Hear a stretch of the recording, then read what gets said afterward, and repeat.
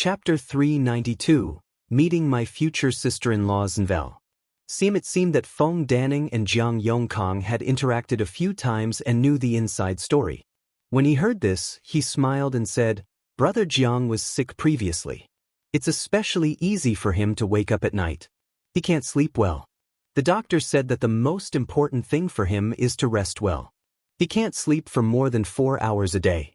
Isn't his condition worse? But there's nothing he can do. Feng Danning shook his head and sighed. He just had a grandson a few days ago. Doesn't a newborn child cry hard in the middle of the night? Seeing that his complexion is getting worse and worse, the son wanted to bring his wife and children out to rent a house to live in. Brother Jiang didn't agree and said that the houses in town are very expensive now. He simply ran to the village here to find a house to live in. Yundong understood. It just so happened that Madame Feng and her daughter had vacated the house. Yongfu village was not far from town, so it was just right. Feng Danning sighed. Speaking of which, our village is really blessed now, especially after you came. Look at this village. Many people's lives have improved. Brother Jiang looked so haggard when he first came. He's in good spirits now, right? He's already fine, but he couldn't bear to leave. He said that he wanted to stay for a while longer. Yundong smiled. As they talked, she had already returned to the Gu house. After offering Feng Danning's salary, she left him to do his own work. It was already lunchtime, so Yundong decided to visit the workshop in the afternoon. She didn't know when Lu Wei had returned. At this moment, he was standing at the side and talking to Aunt Ku about making dried bamboo shoots for lunch. Yundong's forehead could not help but twitch. This guy was really promising. However, after he finished eating, he took 2 large bundles of bamboo shoots back. In the afternoon, Yundong went to the village chief's house. During her absence, Chen Liang had been taking care of their family, so she naturally had to thank him. Madame Zhou held her hand and chatted with her for a long time. Yundong saw that she seemed a little haggard. Although she was smiling, she seemed a little distracted. Yundong did not disturb her further. After exchanging a few pleasantries, she left. When she passed by the Shi family, she saw that their door was open. She knocked and entered. He was the only one in the Shi family. When she saw her enter, she quickly stood up and made her some sugar water. Miss, take a seat first. Dashan is in the field. They'll go find him. No need. Yundong stopped her. I saw that the door was open, so I came in to take a look. I also wanted to ask if there were any problems with the sugarcane field. Yes, life was better now. Her face was rosy and she had gained some weight. However, she was still timid. When she saw Yundong, she was still a little uneasy. No problem. That piece of land is good. The sugarcane has been planted. It's growing well now. Oh right, there's also the 50 acres of orchard. Our Dashan and Gaoxing's father have planted the fruit trees. Do you want to take a look? Yundong shook her head. Let's go another day. That's fine too. Dashan also said that Miss will definitely have more fields in the future. Whenever he's free these days, he helps you look for good ones. There are a few good ones. That's your bet. You can go and take a look later. Yundong's eyes lit up. Really? Yes. He also smiled. At this moment, Lan Hua returned. Before she entered, she said, Mother, I went to take a look. It's not bad. When she entered the house and saw Yundong sitting there, she immediately felt a little embarrassed. Sister Gu, you're here? You look quite happy. What did you see? Lan Hua chuckled. I went to see my future sister-in-law. Chapter 393, Shocked to see the portraits Envel. CM future sister-in-law? Zhuangzi was going to get married? He glared at Lan Hua. Don't talk nonsense. It's not a sure thing yet. Then she explained to Yundong, ever since Zhuangzi became a shop assistant, there have been many matchmakers visiting us, but Zhuangzi has always been unsatisfied. A few days ago, a matchmaker introduced a family who lives next door to our village. Our Dashan asked Gaoxing's father. His father said that the girl was a good girl, but her family was a little poor. Zhao Zhu was reliable. He was from the same village as that girl. If he said that she was a good girl, that girl would definitely be good. It didn't matter if she was poor. Their family had been poor half a year ago. If they hadn't been lucky enough to meet the Gu family, Zhuangzi wouldn't even be considered a man ready to be married now. Both Shi Dashan and He Yi were satisfied. However, for some reason, Zhuangzi was not in the mood to get married at all. He said that he wanted to work hard all day long. They did not know where he learned that he had to start a career before starting a family. Look, he slept in the county shop last night and did not come back. However, Lan Huar was curious. She swayed over and took a look at the girl by the way. He was also very worried. Zhuangzi is not young anymore. If he doesn't get married, it will be even harder to find him in the future.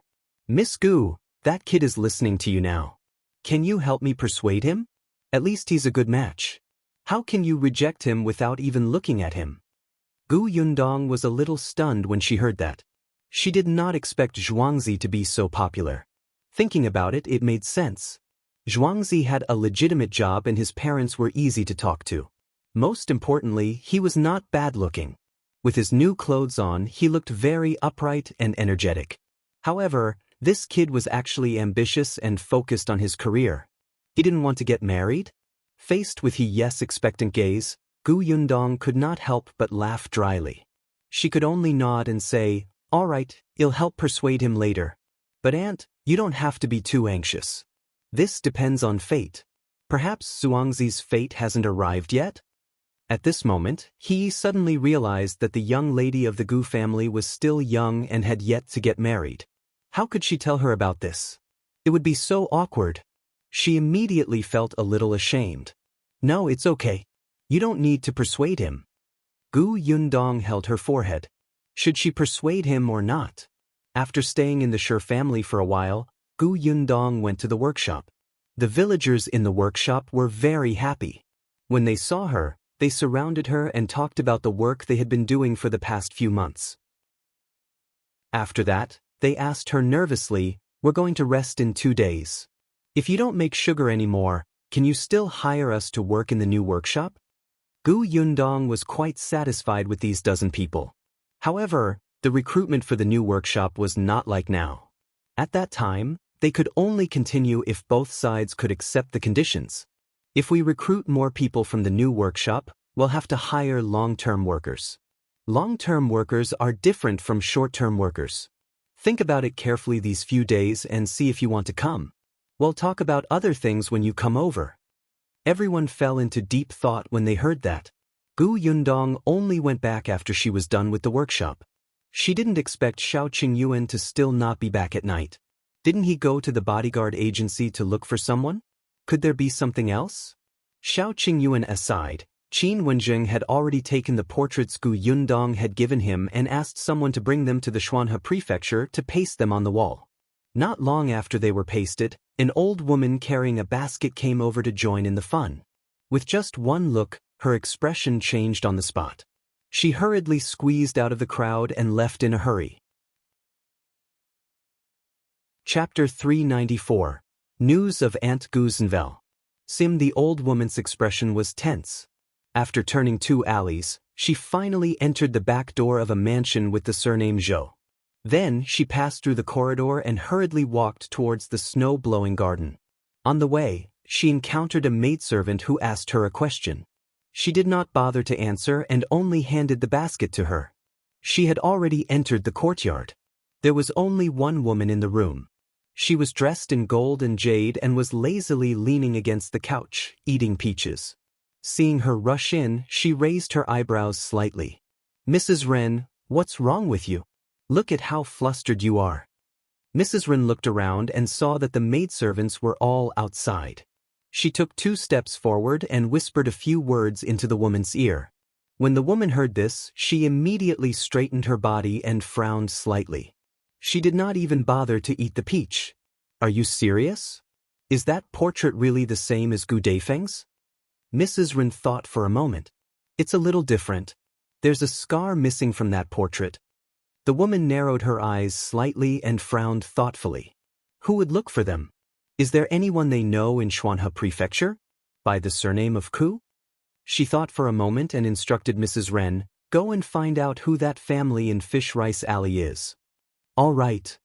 Mrs. Ren turned around and was about to leave when the woman stopped her. Wait, be quiet. Don't expose yourself. Also, go to the backyard and give the order. From today onwards, she's not allowed to walk around casually. She's not allowed to leave the Zhou family. All right. After Mrs. Ren left, the woman no longer had the mood to eat. She just waited anxiously for news from Mrs. Ren. It was only when the sky was about to turn dark that Mrs. Ren returned. However, from her expression, it did not seem to be going well. I've asked around. The Ku family in Fish Rice Alley only has a widow whose husband has died. She has lived in Fish Rice Alley for many years. It's just that I don't know where this woman has gone recently.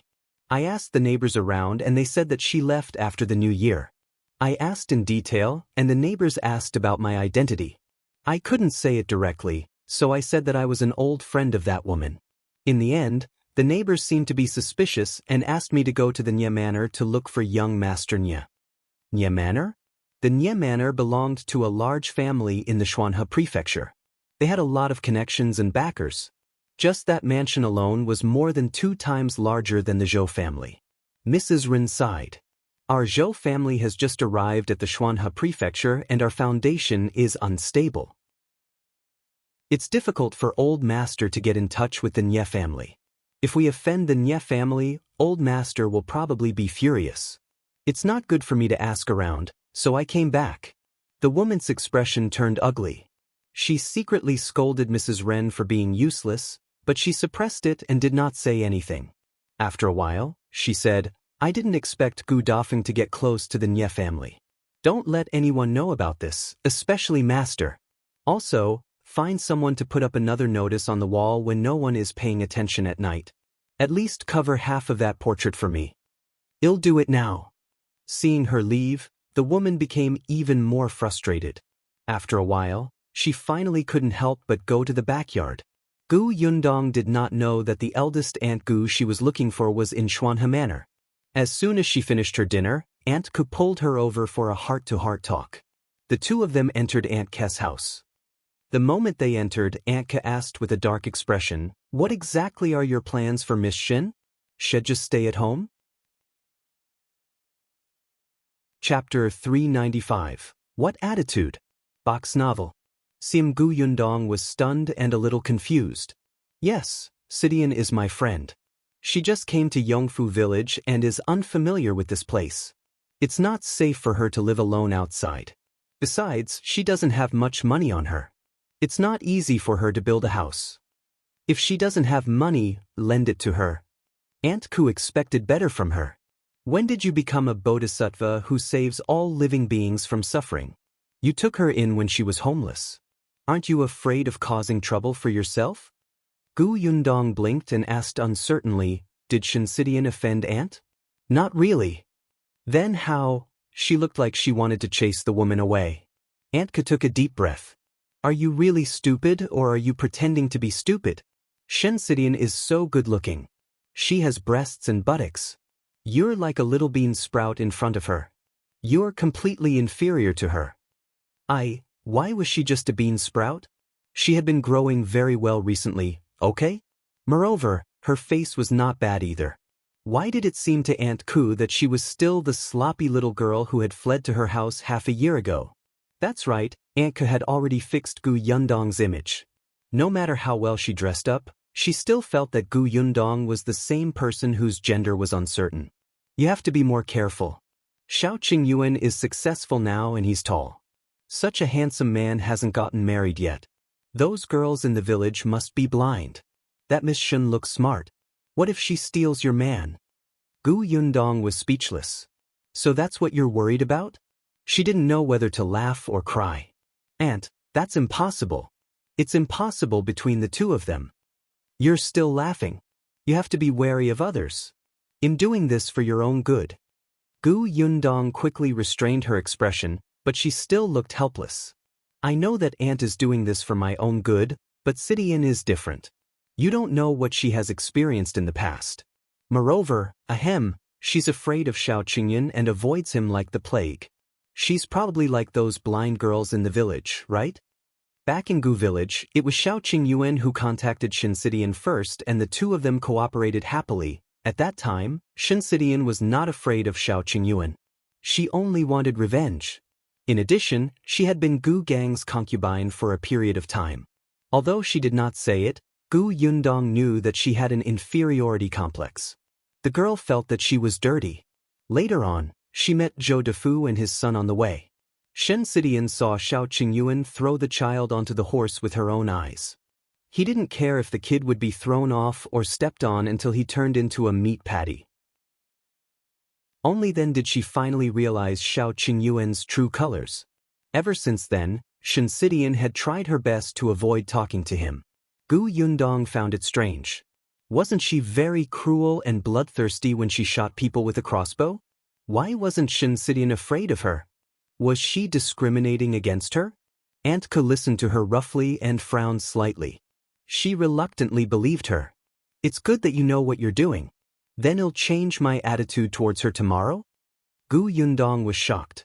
Aunt, what's your attitude towards her today? It's nothing. It's just that when that Master Qin and young Master Lu came over, I asked Miss Shin to go out and greet them. She'll take a look at those outstanding and handsome men and broaden her horizons. That way, she won't steal your man. Gu Yundong was speechless. Her aunt was indeed her aunt. Her way of thinking was really different. Then how is she going to earn money? Get a job in your workshop? Chapter 396, Despair for Gu Yundong's Novel. Gu Yundong shook her head. There's no need for that. Sishin's embroidery skills are good. She plans to make some handkerchiefs and screens to sell. Don't worry, Aunt. She's not someone who's greedy for small gains and has no plans. She even said that she'll pay rent if she stays here. Aunt Ku raised her eyebrows. From what you said, that girl is not bad. So, if you get to know her better, you will find that she is a very gentle person, Gu Yundong said and hurriedly added, of course, you are also a very gentle person. I don't know if I'm gentle or not. I only know that your embroidery skills aren't good. If you have time, you should learn more from Miss Shin, lest you don't even know how to embroider your own wedding dress. You're already an adult, but you can't even embroider a handkerchief. If your wedding dress is crooked and doesn't look good, it'll be embarrassing. Gu Yundong felt as if her soul had been struck by a blow. Aunt Ku was merciless with her words. Wasn't it good to give her some face and talk about her other merits? Isn't the wedding dress something you can buy? Aunt Ku glared at her. You're planning to buy your own wedding dress? Let me tell you, once you buy it, the entire Yongfu village and even the entire Fengkai county will know that Miss Gu can't even use an embroidery needle. Gu Yundong meekly stopped talking. Didn't they say that the rich family's girls didn't have to embroider their wedding dresses? The embroiderers at home had already made them. They just had to get the new bride to finish the last few stitches. Why did she have to embroider everything herself? Aunt Ku could tell what she was thinking at a glance. She immediately sneered. The problem is that you can't even finish the last few stitches. Gu Yundong said, Are you looking down on me? I'll go look for Shinsidian now. I don't believe that I can't even use an embroidery needle. She turned around and left. Aunt Ku stood rooted to the ground, raised her eyebrows and laughed. You've finally been tricked. However, to be honest, you don't know how to embroider at all. It's really embarrassing. Gu Yundong had honestly learned how to draw the picture from Shinsidian. This was exactly what she was good at. Gu Yundong felt that it was quite simple. However, when she tied all the embroidery threads, she began to doubt herself. Aunt Ku was in despair, and so was Shinsidian, who was teaching her. Who would have thought that the seemingly capable and omnipotent Gu Yundong would embroider grass as if she was going to the execution ground? Gu Yundong thought, this means that the heavens are guiding me in the right direction. They want me to work hard to earn money so that I can hire embroiderers to make clothes for me. Hence, she went to bed with a clear conscience. She still had to wake up early tomorrow to see her 50 acres of orchard. However, the next day, Madame Dong came over before she even left the house. She was holding a school bag in her hand. It was for Bian Yuan. Knowing that he was going to school too, Dong Xiulan rushed to make it overnight. Anyway, she was used to it. Bien Yuanji was overjoyed as he held his bag. He thanked Madame Dong and carefully placed the brush, ink, paper, and inkstone that Gu Yundong had prepared earlier into the bag. Then he got into the carriage with slight apprehension and followed Gu Yunshu to the school. Gu Yundong had been wondering if he needed her to send him to school on his first day. Later on, she thought about it and decided to forget it. With Yunshu around and the familiar school, there wouldn't be any problems. On the other hand, Madame Dong didn't leave after delivering the bag. Instead, she waited for the two children to leave before getting down to business. Chapter 397. Marriage Proposals Nvel. Sim Yundong. Madame Dong smiled at her. I'm actually here today to propose marriage for Qingyuan. Logically speaking, the marriage proposal should have been discussed between the elders of both sides. However, you know Qingyuan's situation. I watched him grow up, so I'm taking advantage of him now and acting as his elder. As for your family situation, I also know that you're in charge of the family, but you're young and don't know anything about marriage. I've been quite familiar with Aunt Ku recently, so I thought that we should get her to help me with the process. Gu Yundong immediately nodded. She knew nothing about these things. It was naturally better to have an elder who knew. Madame Dong went to talk to Aunt Ku. The marriage proposal process was not simple. They had to hire a matchmaker first. In the countryside, some procedures were not as rigorous, but Shao Qingyuan valued Gu Yundong, so he naturally had to follow the rules. Madame Dong was quite familiar with the surrounding villages and knew which matchmaker had a good reputation and a good temperament. As for the betrothal gifts, Shao Qingyuan would prepare them himself. Currently, they were only to be engaged. The wedding had to wait until Gu Yundong reached adulthood. Moreover, both parties planned to find Gu Dajiang first. After all, he was marrying someone's daughter. How could his father-in-law not be present? Madame Dong and Aunt Ku also pulled Madame Yang over while discussing. Although Madame Yang didn't quite understand, they would still ask for her opinion and patiently explain it to her. Gu Yundong listened at the side and felt dizzy. So there were so many rules? After Madame Dong left, she heaved a sigh of relief and quickly ran to see her 50 acres of land with Tong Shuitao to sober up. Zhao Zhu knew that she was coming, so he quickly brought Gosheng to the field. To Gu Yundong's surprise, Big Chen seemed to be busy with the fruit trees as well. After all, 50 acres of land was not small. When they were busy, they were really busy. Gu Yundong could not possibly let Zhao Zhu and his son work day and night. They had agreed back then that she would give them a certain amount of money. As for whom to hire for help, it was up to them. During the large-scale planting, Zhao Zhu had indeed hired many people. Now that he was no longer as busy, he was the only one working with Gosheng and Big Chen. Zhao Zhu had surrounded the 50 acres of orchard with a fence. There were also 2 dogs inside, looking very fierce. However, when they saw Zhao Zhu and the others, the 2 dogs still obediently ran over. Zhao Zhu made them acknowledge Gu Yundong before leading them inside. The orchard was now divided into pieces. There were loquats, mulberries, cherries, strawberries, and peaches. Most of them had been moved from other places and had already grown, so they looked lush and pleasing. The place was still too small. Now that she had money in her hands, shouldn't she set up a farm? Gu Yundong thought about it and could not help but say, I didn't expect Uncle Zhao to be able to find so many fruit trees. At that time, I thought that half of them would be good enough. The orchard is also well managed. Uncle Zhao, you've worked hard. Zhao Zhu's cold and stern face softened slightly. He smiled and pointed at Big Chen behind him. Big Chen found quite a lot. Gu Yundong was surprised. She looked at the person who had been following them silently. Big Chen was still a little embarrassed. He said softly, It's just a coincidence. Coincidence.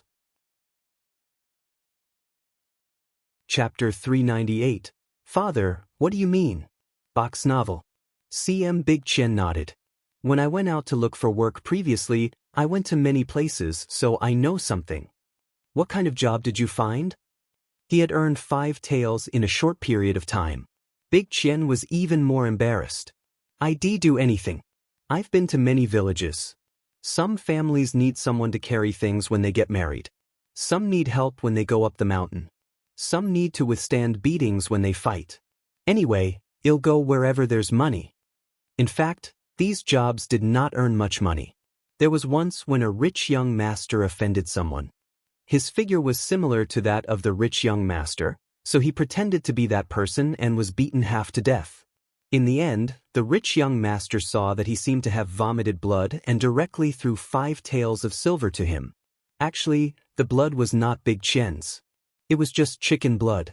He had deliberately spat it out in front of the rich young master. At that time, he thought that he could get 10 taels of silver. He did not expect that the person was very stingy and only gave him 5 taels. However, it was enough. He took the silver and hurried back. However, he had indeed gone to many places. He had not only gone to the villages near his county, but he had also gone to the neighboring county. Therefore, Big Chen knew very well where the fruit trees were. Yundong did not expect him to have such a harvest. Then can you purchase fruits? This time, you won't purchase fruit trees. You'll purchase fruits of good quality. Can you do that? Big Chen seemed to have realized something and suddenly looked up. His eyes were slightly excited, but he immediately nodded. Yes. I need a lot of fruits, but I also need you to negotiate the price. Nowadays, fruits were not cheap. Yundong wanted a large quantity, so it had to be cheap. Big Chen was more cautious this time and agreed without hesitation. He pursed his lips and finally said firmly, I can do it. All right, you'll get 2 people to go with you another day. Think carefully about which fruit you want to collect and which village you want to go to. You also have to consider the time it will take to travel back and forth. Come to Yongfu village to look for me when you're done thinking about it. We'll talk about the salary then. Big Chen nodded heavily. Okay, I'll definitely think about it carefully. Yundong looked at the orchard again.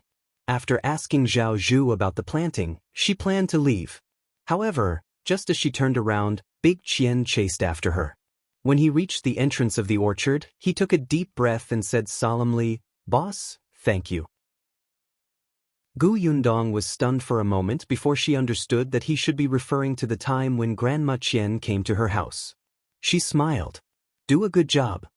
Then she left with Tong Shuetao. I will. Big Chen was overjoyed. He stomped his feet and ran home. Zhao Zhu and his son, who came out later, looked at his departing back with slightly complicated expressions. Gosheng, in particular, sounded a little envious. Big Chen is going to be successful too. But don't you want him to be successful? Gosheng shook his head. No, I just feel like I'm the only one who doesn't have anything. Zhuangzi went to the county city to work as a clerk. I heard that he planned to do a good job and try to become a shopkeeper in 2 years.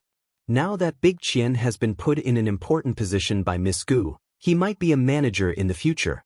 I'm the only one here to carry water and turn the soil every day. Zhao Zhu reached out and patted his head. But, do you dislike it? Let me ask you, who told you that you're useless just because you carry water and turn the soil every day? Gosheng looked up in confusion. Dad, what do you mean? Chapter 399. Send you to learn martial arts Sinvel. Sim Zhao Zhu looked at his son's ignorant expression and sighed inwardly. It was his fault. In the past, he married the wrong woman, who was heartless and indulged his son, nurturing his domineering and stupid personality. However, when he saw that, he only hit and scolded his son when his son caused trouble. He had never thought that the father and son should have a good talk. Fortunately, it was not too late. Upon hearing his son's question, Zhao Zhu patiently explained, Miss Gu has built a new workshop and is purchasing so many fruits. She will definitely be in the fruit business next. Now that the fruits outside are expensive, she bought an orchard and planted them herself. Just watch. In the future, her orchard will definitely not only be 50 acres here. It will expand. If you manage the orchard well and the fruits grow well, you might become the manager of the orchard in the future. Gosheng was stunned for a moment. Then it dawned on him.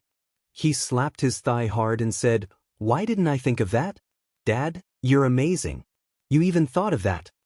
Facing Gosheng's worshipful gaze, Zhao Zhu felt proud and sad. Could his son really become a manager like this?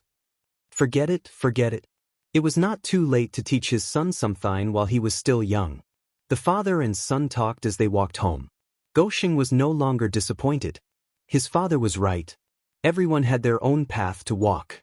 His current goal was to become the manager of the orchard. At this moment, Tong Shuitao was also asking this question. Gu Yundong's thoughts coincided with Zhao Zhu's.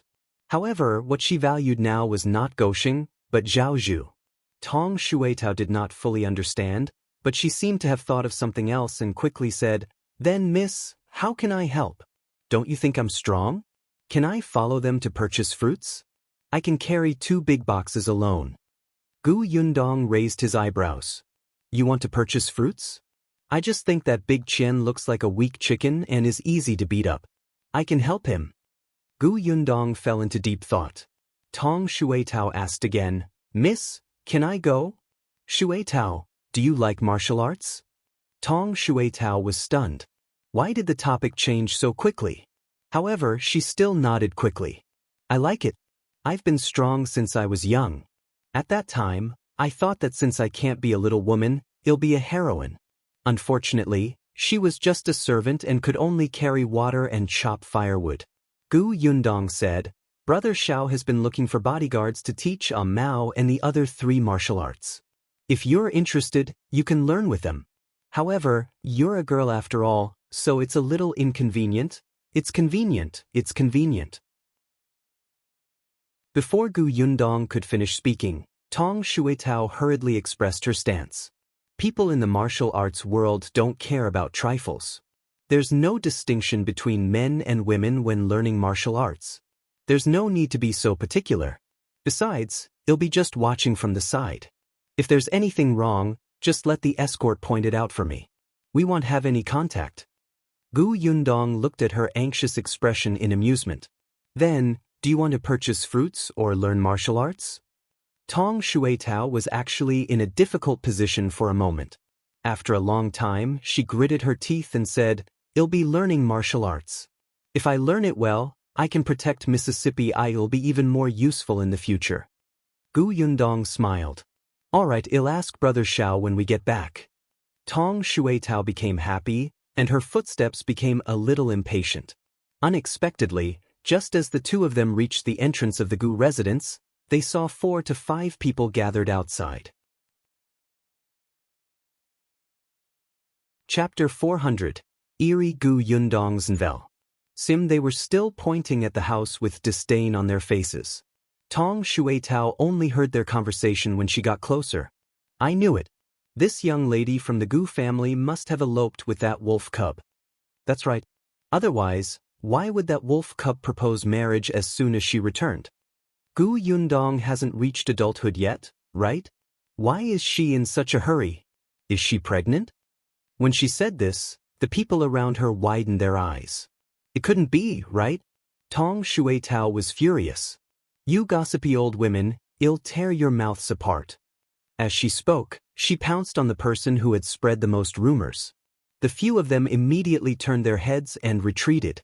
As they retreated, they saw Gu Yundong standing at the back and looking at them coldly.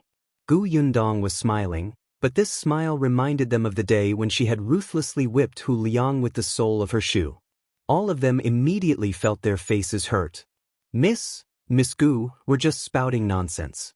Don't take it to heart." That's right. We're just watching the show. We're leaving now. We won't disturb you anymore." Gu Yundong looked at them one by one. They were still those people. Weren't they the gossipy old women that Aunt Ku had memorized? Now they were bold enough to come to her door. Gossip gave people courage? "I'm just curious. Since you're afraid of me and know that Shao Qingyuan is a wolf cub who doesn't show any mercy, how dare you talk behind our backs and ruin our reputation? But aren't you afraid that the 2 of us will join forces to take revenge?" The faces of those old women instantly turned pale. The person who was grabbed by Tong Shuitao that was about to tear her mouth apart forgot to resist. The corners of her mouth were fiercely pulled open and almost cracked. Gu Yundong glanced at them again and said meaningfully, "I hope you won't regret it." With that, she strode through the door. The few old women's bodies were a little weak. "She won't really cause us trouble, will she?" Let's go, let's hurry home. The door was cleared in an instant. Tong Shuitao looked outside and finally reported to Gu Yundong in satisfaction, "They're all gone. Miss is indeed impressive. You scared them so much that they didn't even dare to fart." Gu Yundong felt that not only did Tong Shuitao have to learn martial arts, but she also had to learn how to read. This flattery made her feel good. She walked inside. Before she reached the central room, she heard an unfamiliar voice. Gu Yundong paused for a moment before continuing forward. When she got closer, she realized that the person who spoke was dressed like a matchmaker. She was counting Shao Qingyuan's merits. When she saw Gu Yundong, her eyes lit up. Oh, she's indeed a good-looking girl. No wonder young Master Shao values her so much. Gu Yundong pursed her lips. At Aunt Kest's signal, she shyly walked to the back and sat down. Shao Qingyuan was also there, but his clothes looked wet. There were 2 geese beside his feet. Just as she was feeling puzzled, Dong Xiulan whispered in her ear. Qingyuan heard that it's best to bring 2 wild geese to propose a marriage. It's for good luck. He went to catch wild geese overnight.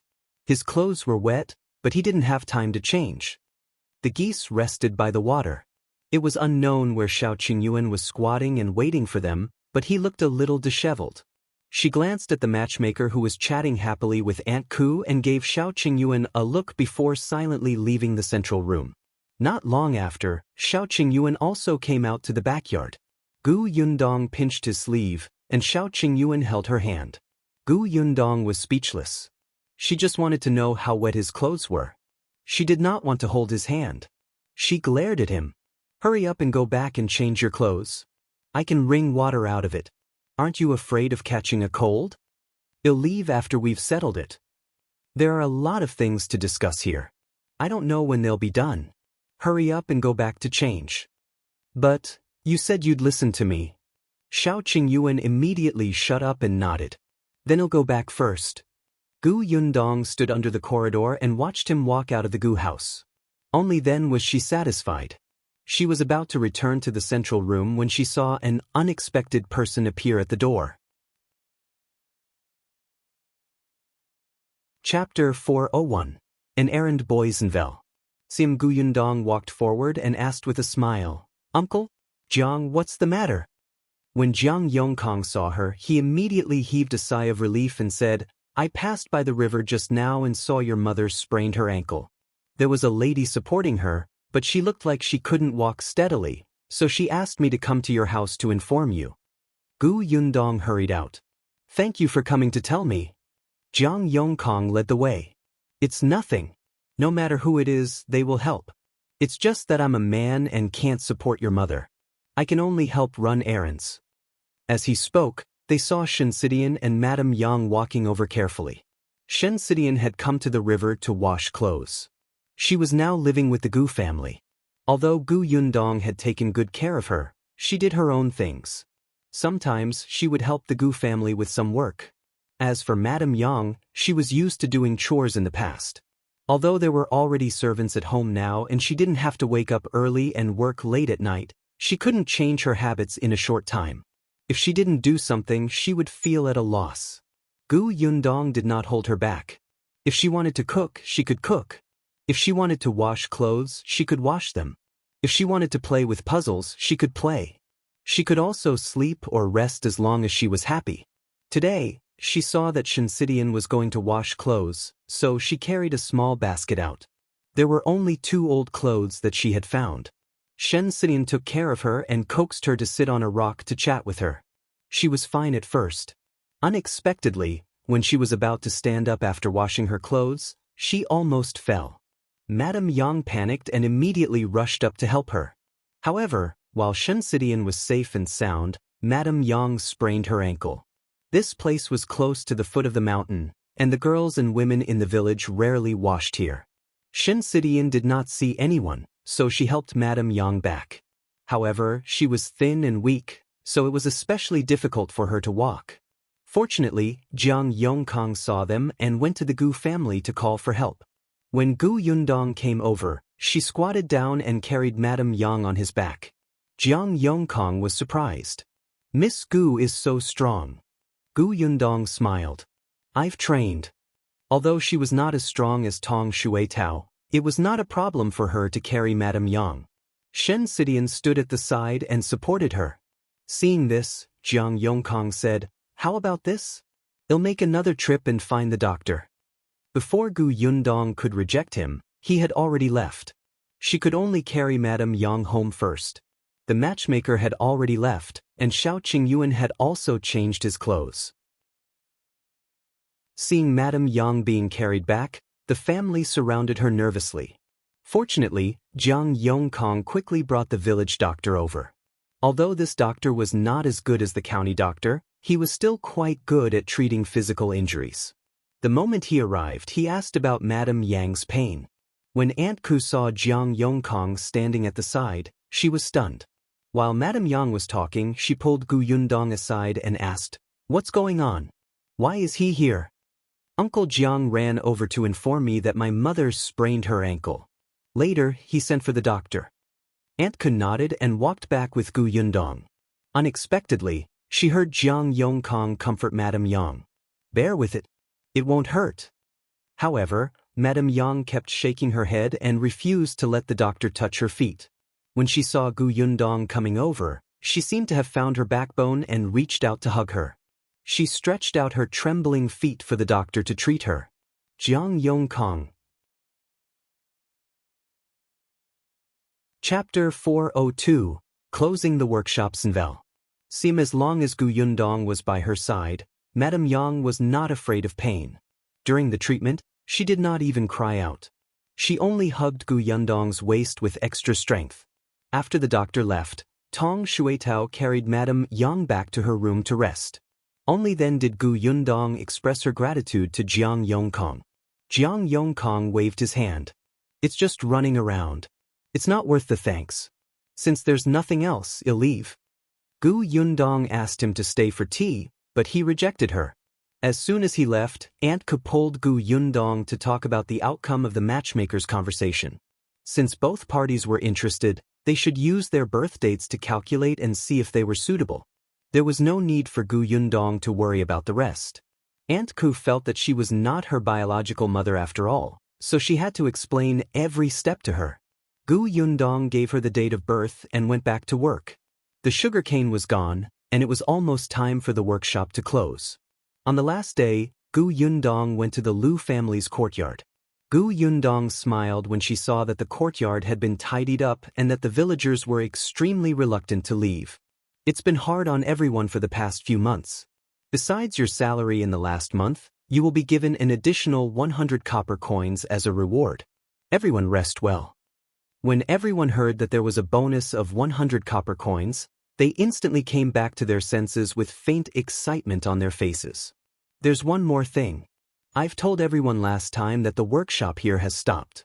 The new workshop will start work again in a few days, but this time, the workshop will recruit long-term workers.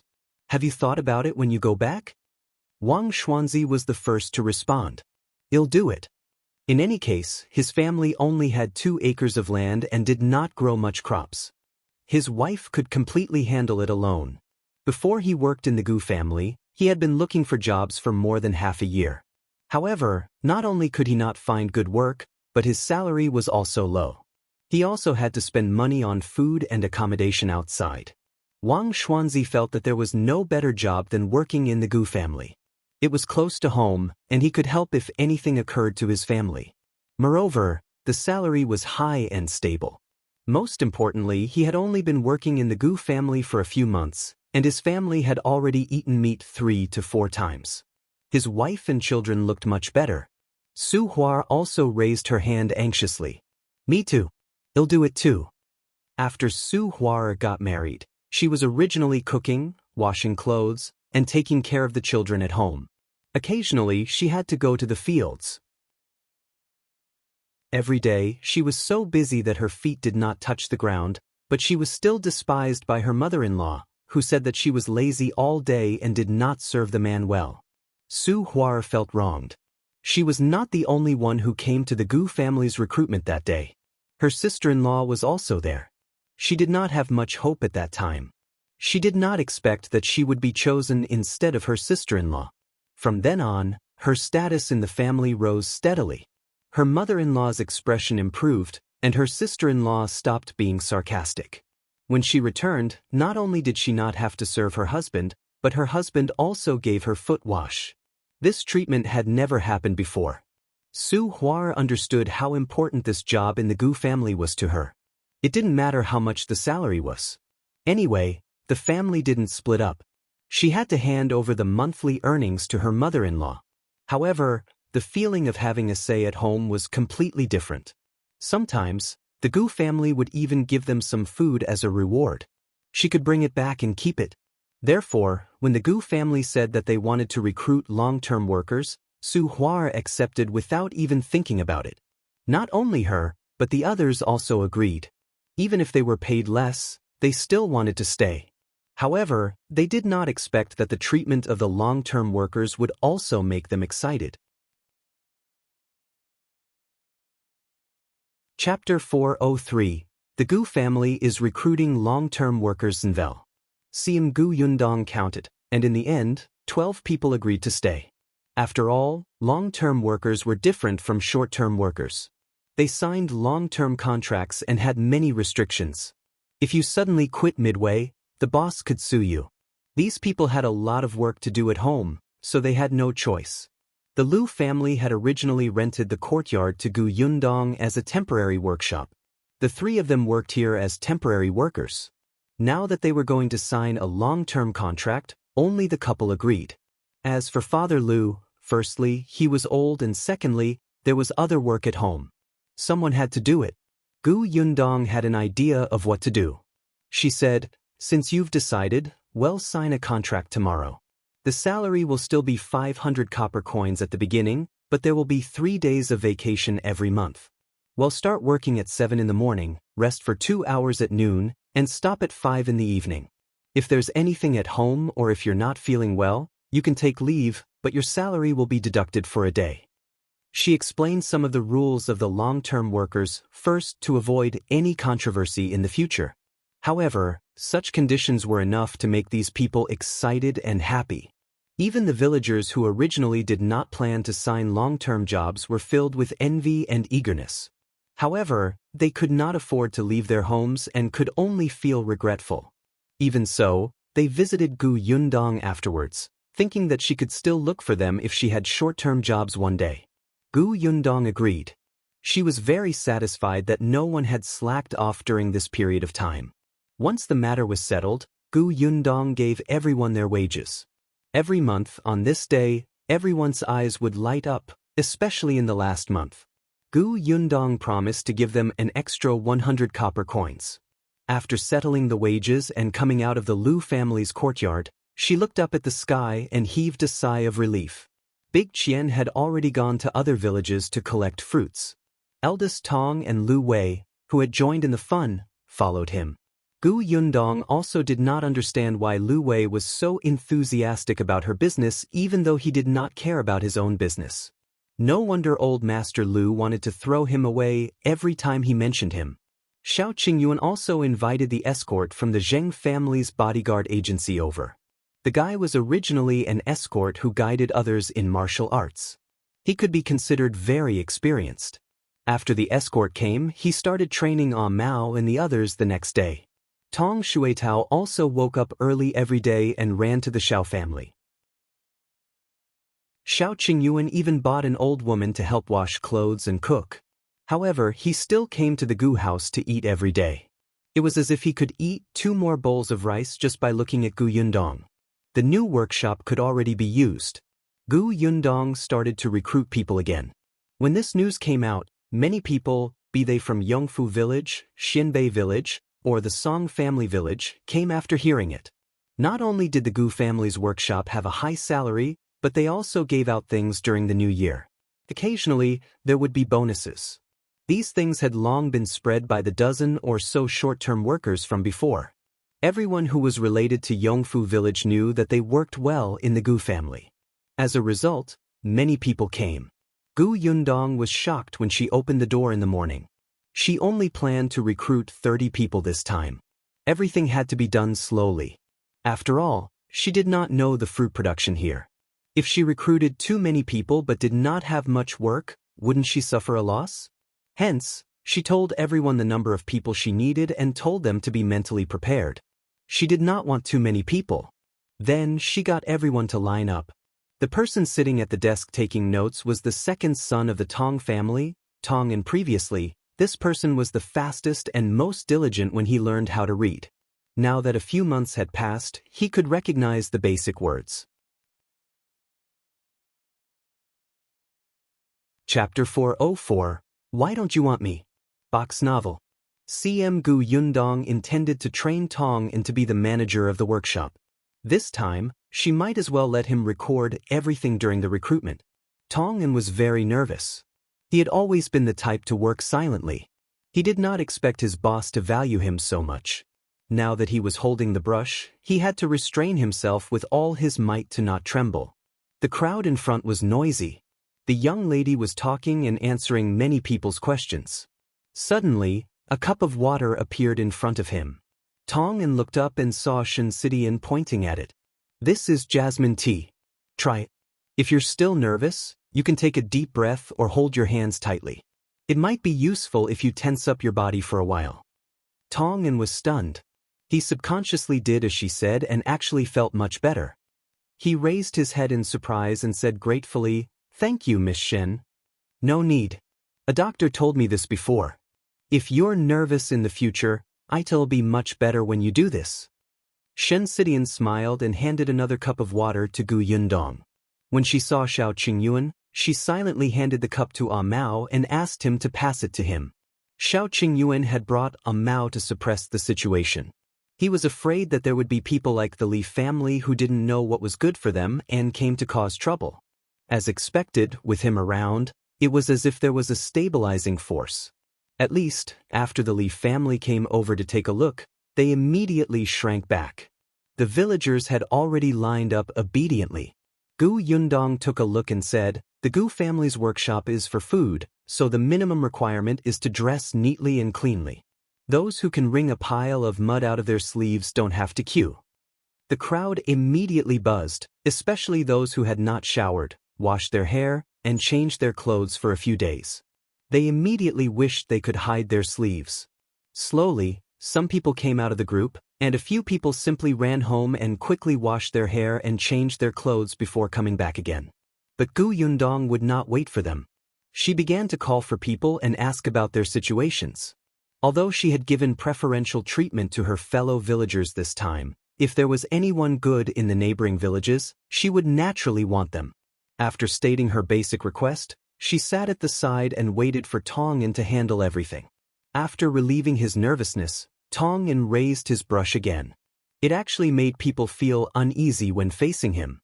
As long as he asked, the villagers would answer honestly. Tong nodded as he took notes. When he felt that someone was capable, he would make them stand on the left and wait for Gu Yundong's screening.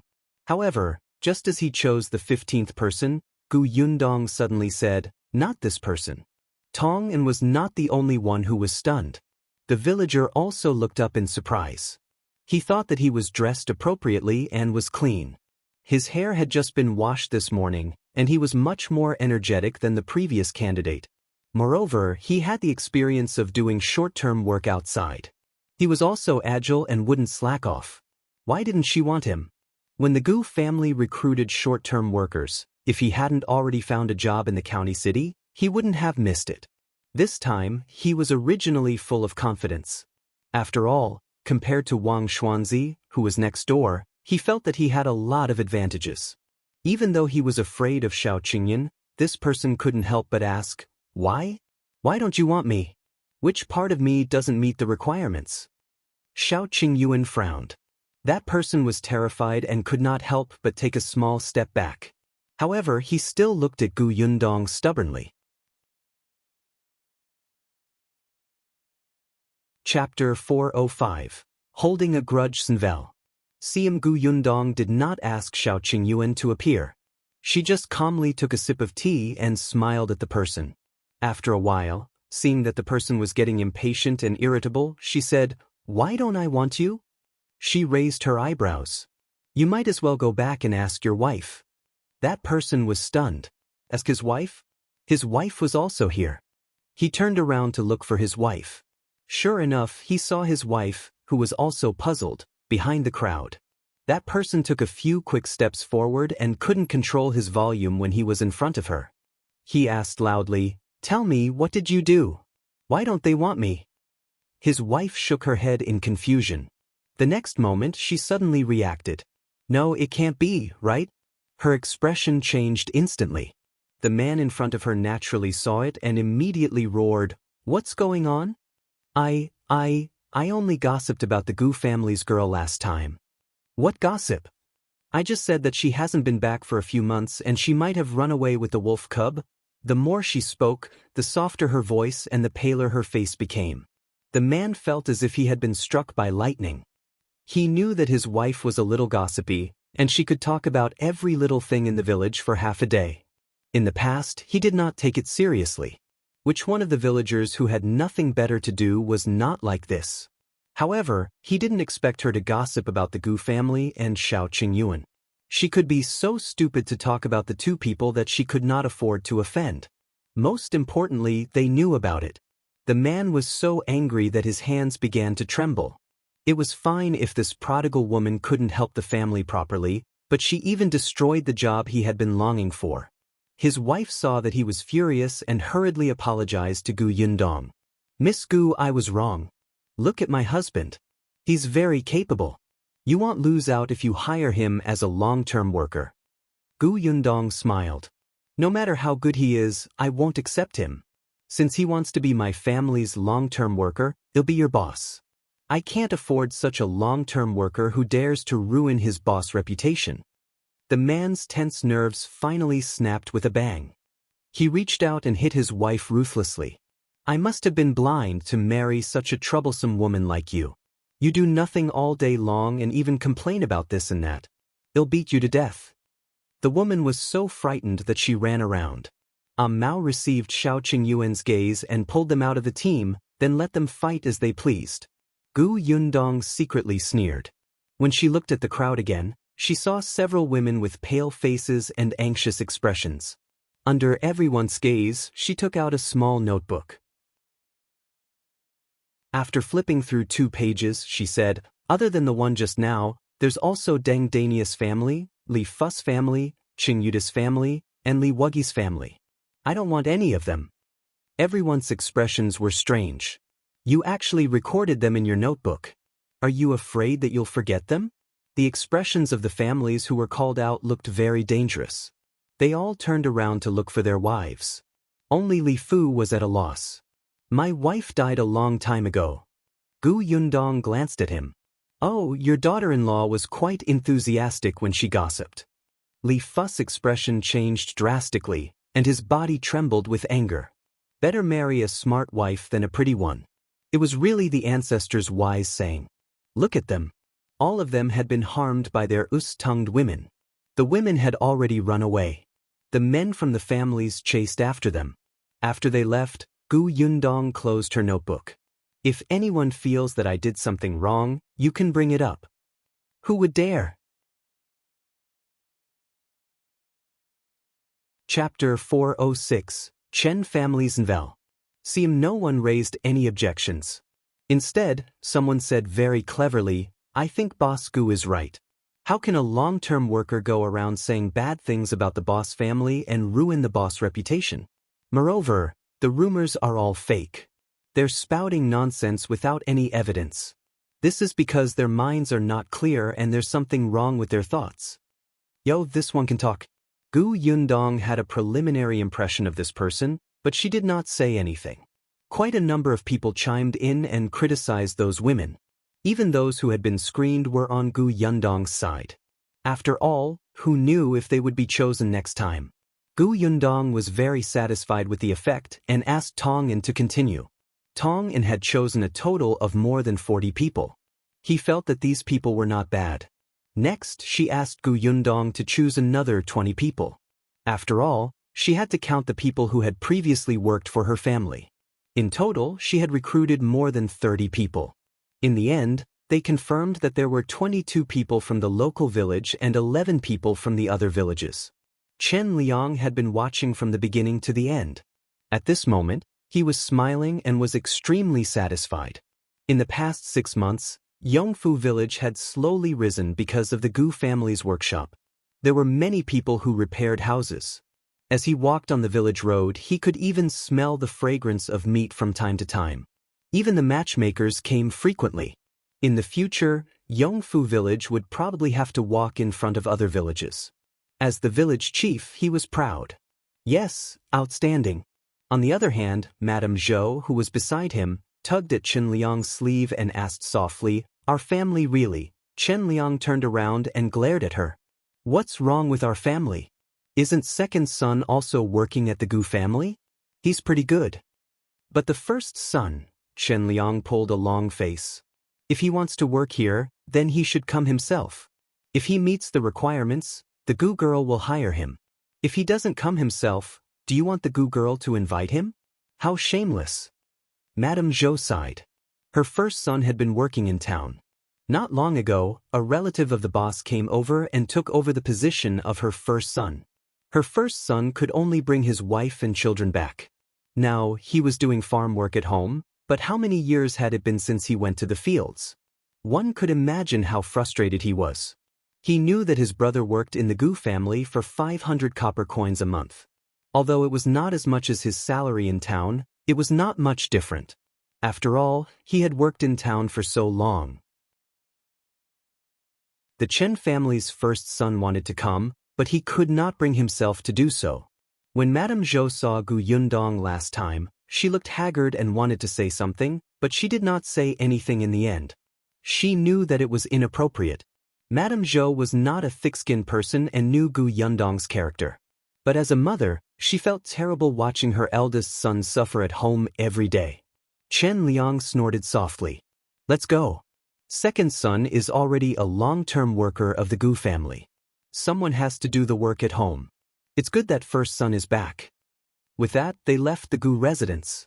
Gu Yundong could only see his back from afar. After the recruitment, they signed the contract. Gu Yundong asked everyone to come over the next day to familiarize themselves with the workshop. Only then did the crowd at the entrance of the Gu family slowly disperse. Seeing the 30-odd people who had been recruited, the villagers were envious. Many people went over to get close to them.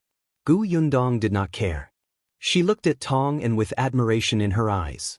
"You did well today." Tong immediately put down his pen and felt a little embarrassed. He could not help but glance at Shinsenin, but he quickly retracted his gaze and said, "Thank you, Mississippi." Chapter 407, Yang's Enlightenment Novel. CM Shinsidian happened to see him too. She was slightly stunned when she saw him and smiled. Then she turned around and went through the door to help pack the stuff. She had already embroidered several handkerchiefs over the past few days. Her embroidery skills were not bad, and even Aunt Ku was amazed. When Shinsidian left the Gu village, she had taken 20 taels of silver from Gu Gang. Although it was not a small amount, Gu Yundong had paid for her meals and accommodation along the way. When they arrived at the Gu house, Shinsidian insisted on offering Gu Yundong 10 taels of silver for her cost during this period of time. Currently, she only had 10 taels of silver on her. It was really not enough, and she urgently wanted to earn more. After all, she still had to build a house in the future. Food, clothes, and transportation all required money. Shinsidian planned to stay single for the rest of her life. She had once been a concubine to an old man. Although there were few people who knew about it, there was still a hurdle in her heart that she could not overcome.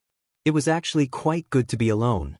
If she embroidered more handkerchiefs, she could retire after earning enough money. Holding the handkerchief in her hand, Shinsidian planned to go to town tomorrow and sell the handkerchiefs for some money. She went to look for Gu Yundong. She had wanted to ask him how to get to town, but Gu Yundong said directly to Father Tong, "It just so happens that Yunshu and the rest are on leave tomorrow. You can drive Miss Shen to the town's cloth shop." Father Tong agreed. The next morning, he prepared carriage. Unexpectedly, just as they were about to set off, Madame Yang also wanted to go. Gu Yundong was surprised. Mother, why are you going to town? Madame Yang ran back to her room and took out 2 handkerchiefs for her to see. Gu Yundong was even more surprised. Mother, did you embroider them? Madame Yang nodded proudly.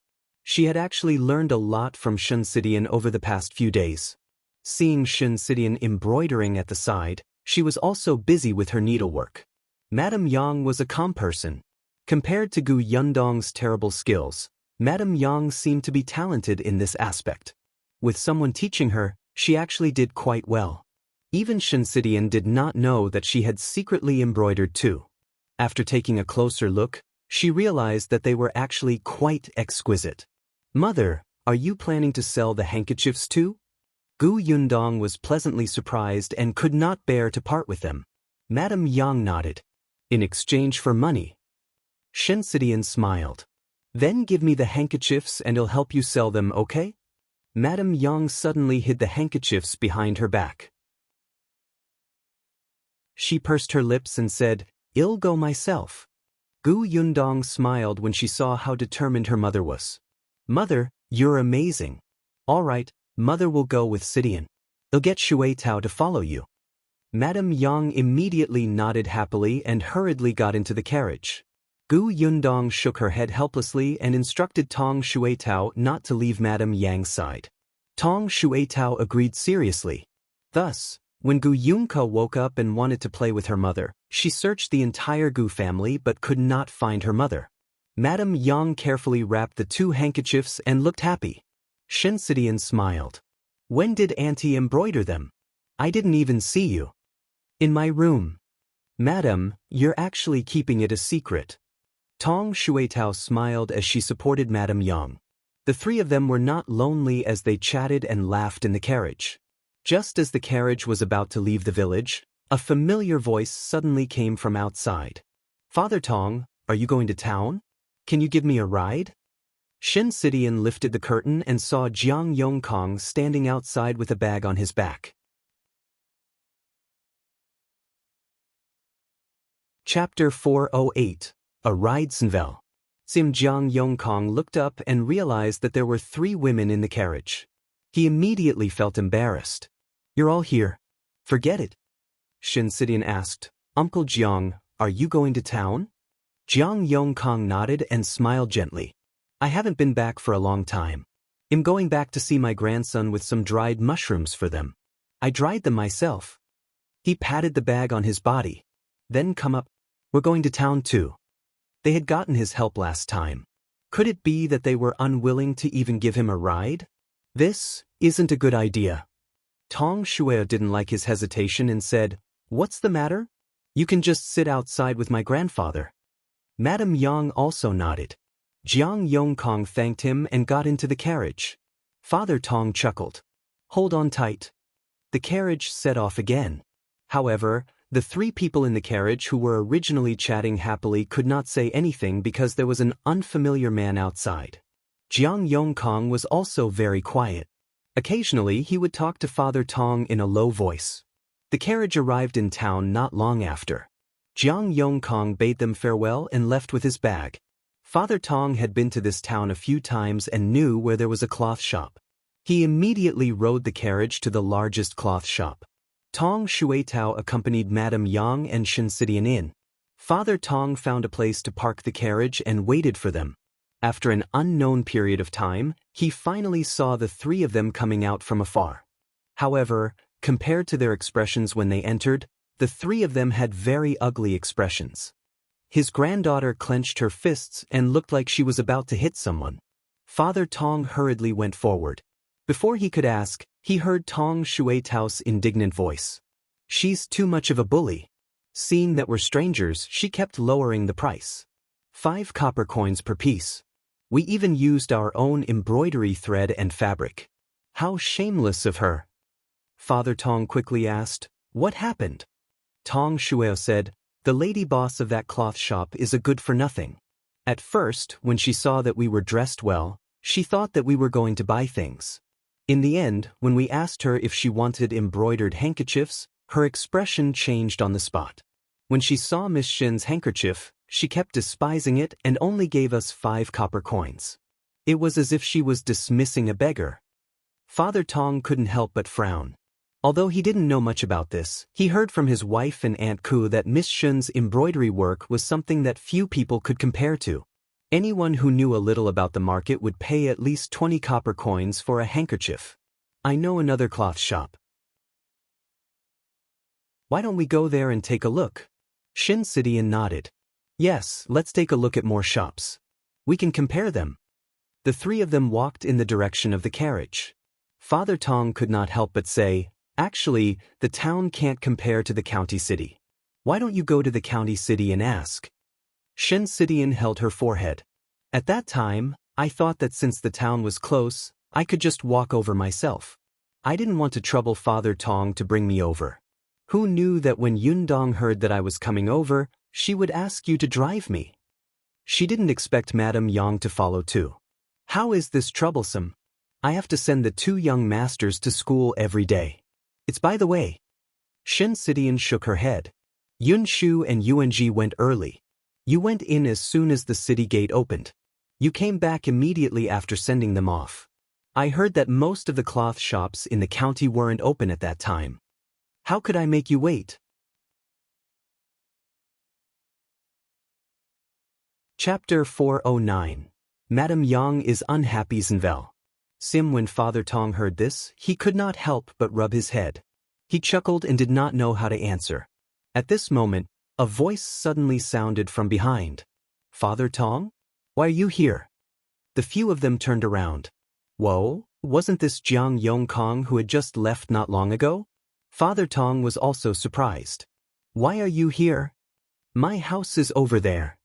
Jiang Yongkang pointed to an alley not far away. I just went home and put my things down. I'm going to buy some vegetables to cook. Do you want to come to my house? No. Shinsidian rejected him. We still have to find a cloth shop. Cloth shop? Jiang Yongkang was stunned for a moment, but he quickly reacted. You want to buy cloth? I think there's only Chen's clothing shop nearby. However, that shop looks big, but it doesn't have a good reputation in our area. It's best to change to another shop. Tong Shuetao's eyes lit up. That's right. Uncle Jiang, you're very familiar with this town. Do you know which cloth shop accepts embroidery work at a fair price? Jiang Yongkang smiled. There really is one. I'll bring you there. There's no need. You still have to buy groceries. Just point us in the right direction and we'll go ourselves. Jiang Yongkang said, it's not far. The market I'm going to is also there. Let's go and not waste any more time. As he spoke, he suddenly paused and looked at Father Tong. It's just that it's not easy to ride this carriage over. The road is narrow, and it's easy for the carriage to bump into the small stalls by the roadside. Tong Shuetao waved her hand. Then wait for us here. Father Tong could only stay behind and continue watching the carriage. The cloth shop that Jiang Yongkang mentioned was indeed not far. It was just 2 alleys away. The cloth shop was clean and tidy. Although the size of the shop was not as big as the previous one, the boss' smiling attitude was quite good. When he saw the embroidery handkerchief Shinsidian took out, his eyes lit up. This embroidery is good. Did you embroider it? After Shinsidian nodded, the boss was even happier. He bought the embroidered handkerchiefs for 30 copper coins apiece. This was considered a high price in the town. It was higher than Shinsidian had expected. She had embroidered 10 handkerchiefs and earned 300 copper coins. She was still a little excited. After that, the boss took out an embroidery drawing and asked her if she could embroider it. Shinsidian did not expect to receive embroidery work. She looked at the picture carefully and immediately agreed. The boss said that if she could finish the embroidery in half a month, he would give her 1 tael of silver directly. Moreover, he would give her the fabric and thread. Before Shinsidian could say anything, Tong Shuetao's eyes lit up. 1 tael of silver for half a month, 2 taels of silver a month. So embroidery was so profitable? Shinsidian agreed and looked at Madame Yang. Auntie, where's your embroidery handkerchief? The boss was stunned. He looked at the woman who had been silent but looked to be the best dressed among the 3 of them. Madame Yang took out the embroidered handkerchief shakily and said, 30 copper coins. The boss was speechless. Although this embroidery was not bad, his eyes were sharp. With one look he knew that it was done by someone new. It was not worth 30 copper coins at all. How about this? They'll give you a total of 30 copper coins for 2 handkerchiefs, okay? Madame Yang immediately took the handkerchief back with an unhappy expression. Seeing this, Shen quickly gave the boss a look. In a place where Madame Yang could not see, she secretly gave the boss 30 copper coins. The boss could also tell that Madame Yang was different from ordinary people. At first, he thought that this lady wanted to take advantage of him. He accepted Shen 30 copper coins and immediately said to Madame Yang, I was wrong. This handkerchief is 30 copper coins apiece. I'll pay you now.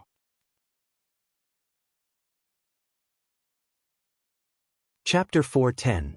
Don't disclose your wealth, Senvel. Madame Yang looked up and was indeed happy.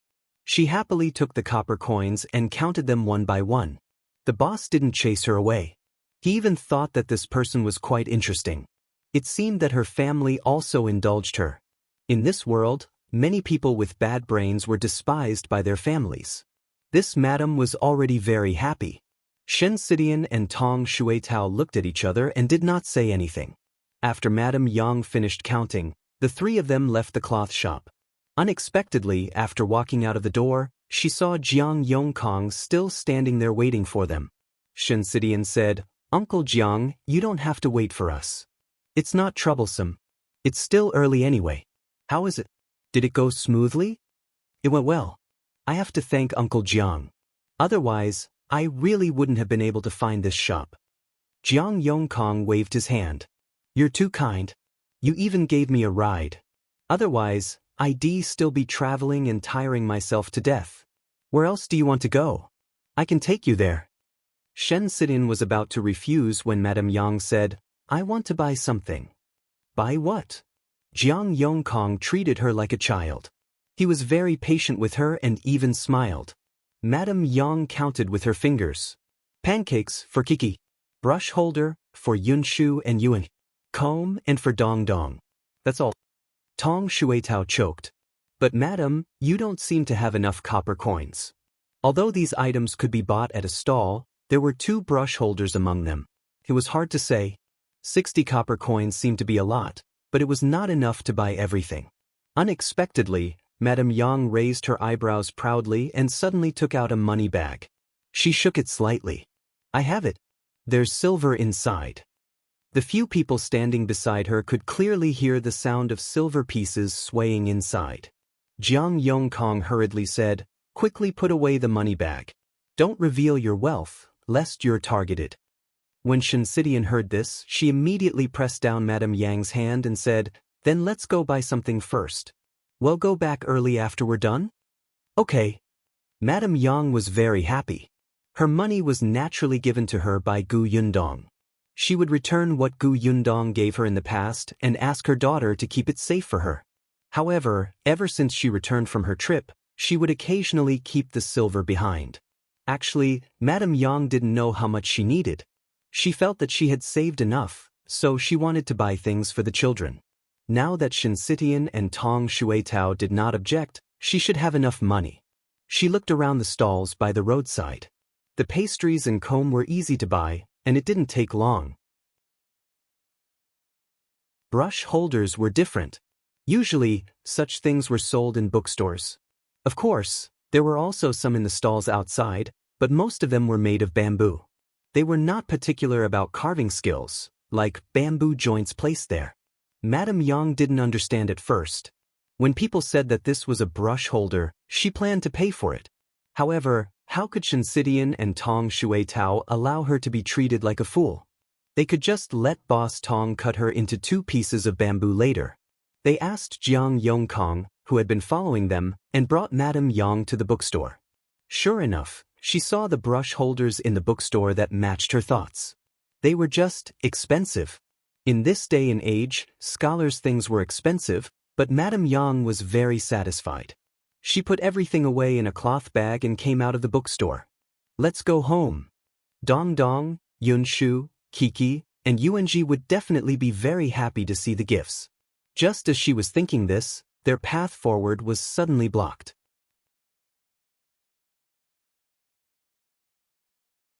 Chapter 411. Call for help? Beat them up, Senvel. See, Madame Yang looked up and met a pair of greedy eyes. That person stared at Madame Yang's hand and smiled. She looks like a fat sheep.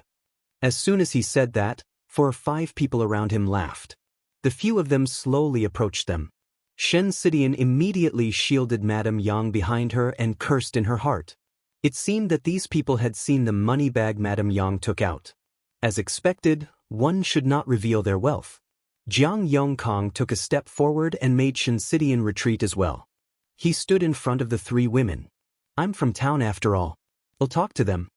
His gaze became sharp as he met the eyes of those sloppy people.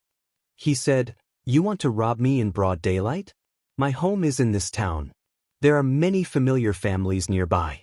As long as I shout, everyone will come out to help me. At that time, they'll send you straight to the police office. You won't end well. The few of them looked at each other, but the leader looked unconvinced. Who are you trying to scare? I've been following you for a long time. I can tell at a glance that you're not from this town. Otherwise, why would you have to ask someone to find a bookstore? They're not, but I am. The leader sneered. All right, then shout. As he spoke, he rushed over. Jiang Yongkang was about to open his mouth when a gust of wind suddenly flashed behind him.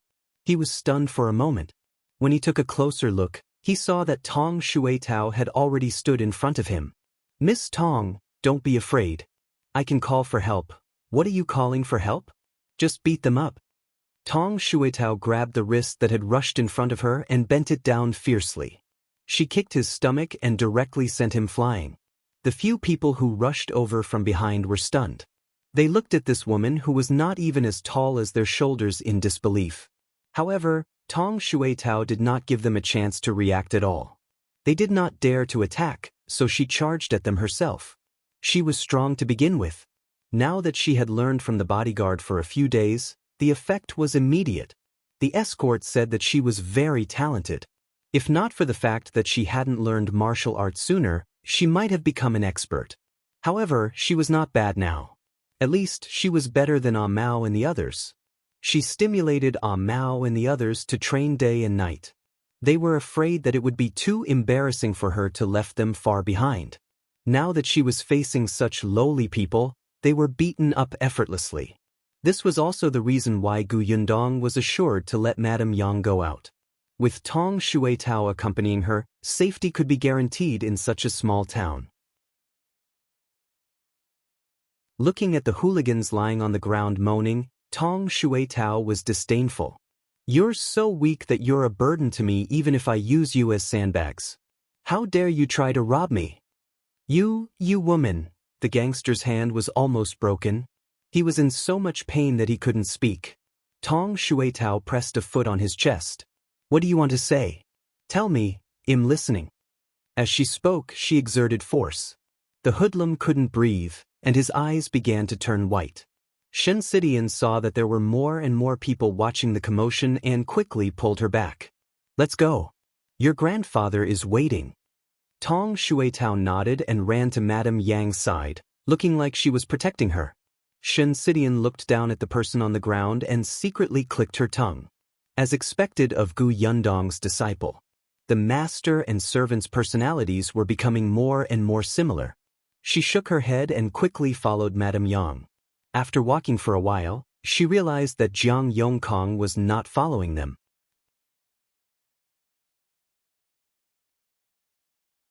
Chapter 412. Like a mother's Envel. CM Shen turned around and saw that the person was still dumbfounded. She turned back. Uncle Jiang? Jiang Yongkang suddenly came back to his senses and blinked blankly. What's wrong? Let's go back. Oh. Jiang Yongkang nodded and followed.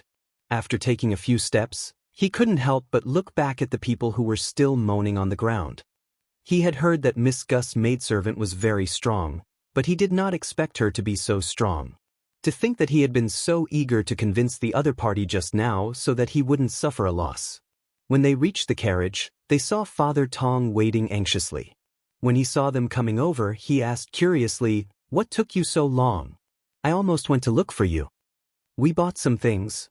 Qingyuan did not mention that they had encountered hooligans, lest he worry. When Yongkang saw them get into the carriage, he said goodbye. "You guys can go back. I'm going home with groceries too." Tong Shuitao asked him softly, "Uncle Jiang, if you stay in this town, what if those hooligans find trouble with you again?" "Don't worry, they'll just stay at home for a day. I'll return to Yongfu village tomorrow. Besides, I've lived in town for so many years. I really know my neighbors. When the time comes, I can just shout and someone will help me. You guys can go back."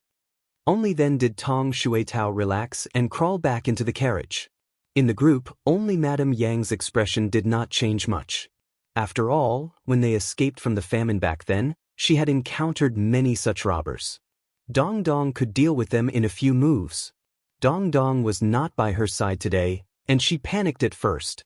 However, when she saw Tong Shuitao attack, looking no different from Dong, she was relieved. At this moment, she was still holding the few things she had just bought preciously. When she reached home, she did not see Yundong. She only saw Yongkang pouncing at her. She could not wait to give her the pastry. "Kiki eat." The little girl was stunned for a moment, and her eyes lit up. "Mother, did you buy it for me?" Madame Yang nodded and held her hand as they walked in. Yunshu and Yuanji were indeed in the study, reading quietly and obediently. Madame Yang dug around in the bag and took out the brush holders. "Here." The two little guys were stunned. They looked at the exquisite brush holders and could not recover for a moment. Madame Yang tilted her head and asked with a frown, "You don't like it?" "I like it, of course I like it." The two of them hurriedly nodded and reached out to take the brush holders. Yunshu's eyes were a little red. He went over and hugged Madame Yang's waist. "Mother, you're the best." He could feel that ever since his mother came back, her illness did not seem to be as serious as before. She was becoming more and more like a mother. Madame Yang chuckled and quickly let go of him to look for Yundong. Only the comb was left. Coincidentally, Yundong had just returned from the workshop. Everyone had come to work today, so she assigned the jobs first. She planned to arrange the work in the form of an assembly line. Each person would be in charge of a portion. This way, it would be more efficient and the method would not be leaked. However, just as she returned from her work, Tong Shuitao came over and told her about meeting hooligans in town. Yundong's expression changed slightly. Without another word, she immediately walked in. Worried, she went to look for Madame Yang to see if she was injured. Tong Shuitao opened her mouth. There was actually something she didn't say.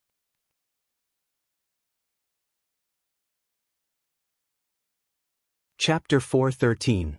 Warm and Lively Zenvel. Although 30 copper coins was not much for the current miss, it did not seem good for Miss Shin to give it to Madame for nothing. But on the way back, Qingyuan reminded her not to tell anyone.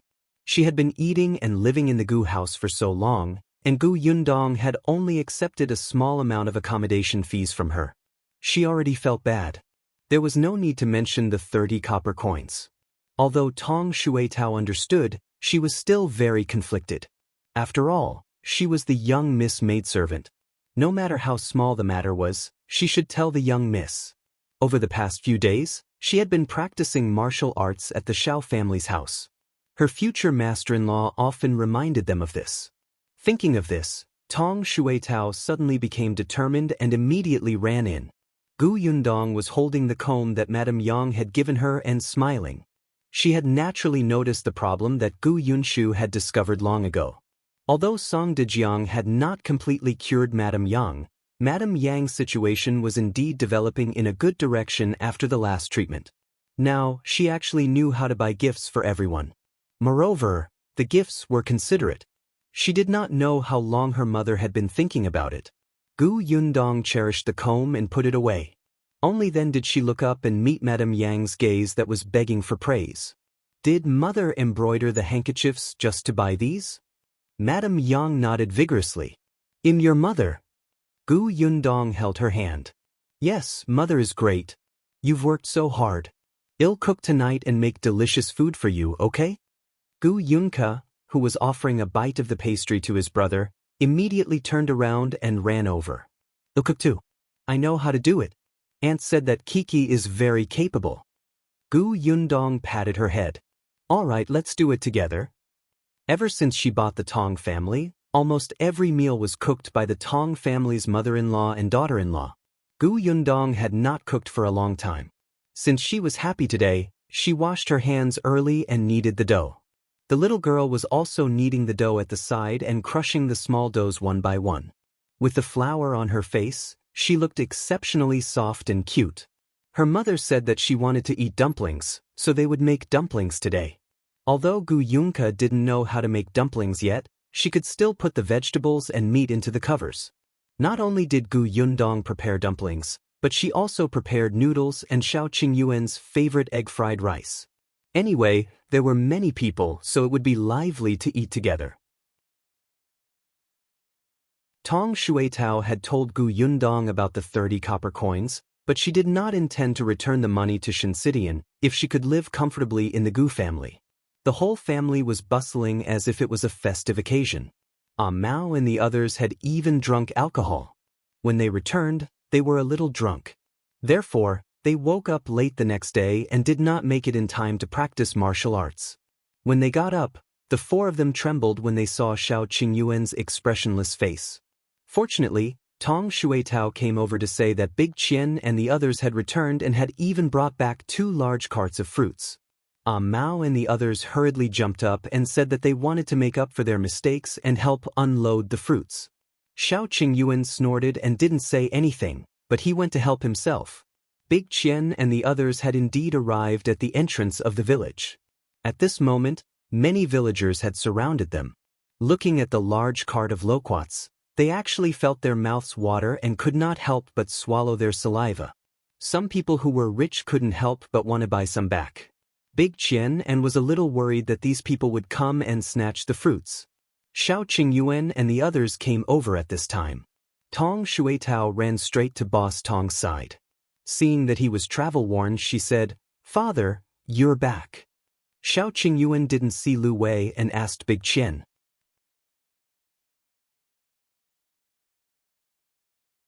Chapter 414, Sneaky Zenvel.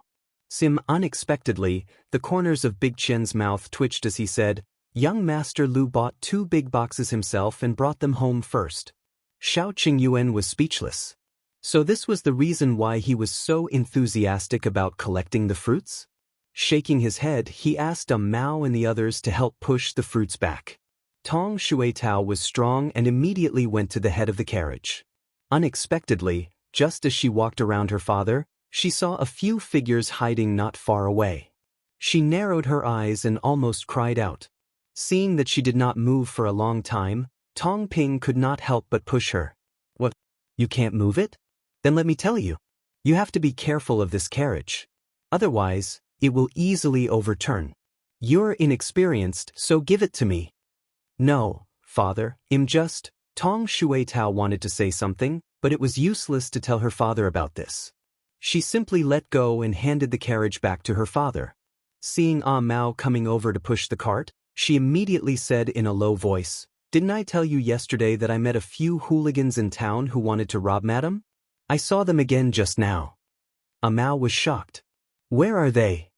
"They're over there. They're mixed in with the crowd. Do you think they wanted to take revenge, so they found out where our house is and want to take the opportunity to harm Madam? Do they dare?" Mao sneered. He thought for a moment and ran to Shao Qingyuan's side. "Young master, those bastards are over there. Can we teach them a lesson?" Shao Qingyuan nodded. "Yes, sure." Mao smiled. Very good. He had finally found a live target after practicing martial arts for so many days. He turned around and called Go over. He told Shu and Zhu to continue working. It was just teaching a few hooligans a lesson. He and Go were enough. However, Tong Shuitao also wanted to follow them, afraid that they would attack the wrong person. Besides, she could actually handle it alone. She didn't need Mao and Go to follow her. Mao was still a little unconvinced. Why did she make it sound like they were stupid? The fruits were pulled away, and the villagers followed along. The The hooligans in the crowd followed a few steps and walked in another direction when no one was paying attention. Mao and the other two snorted and followed behind silently. When they arrived at a remote and uninhabited place, the three of them instantly ran forward and surrounded them. The hooligans were still a little confused. They looked at Mao, who was standing at the front, in confusion. They frowned and shouted, "What are you doing? Do you want to fight? What are you talking about?" Tong Shuetao walked over from behind and looked at them with disdain. As soon as they saw her, the hooligans immediately understood, and a trace of fear flashed across their faces. The next moment, they turned around and ran. They were smart enough to split up out. However, Mao had brought Go along.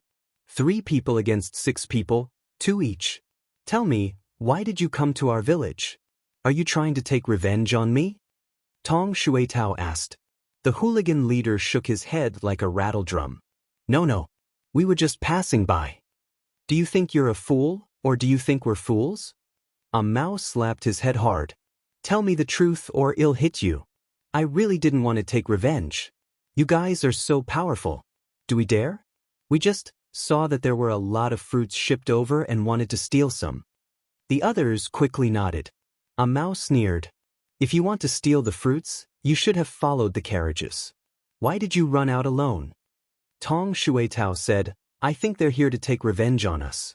When we left yesterday, you guys even glared at us. Your gazes were fierce. There must be a conspiracy. Then let's fight."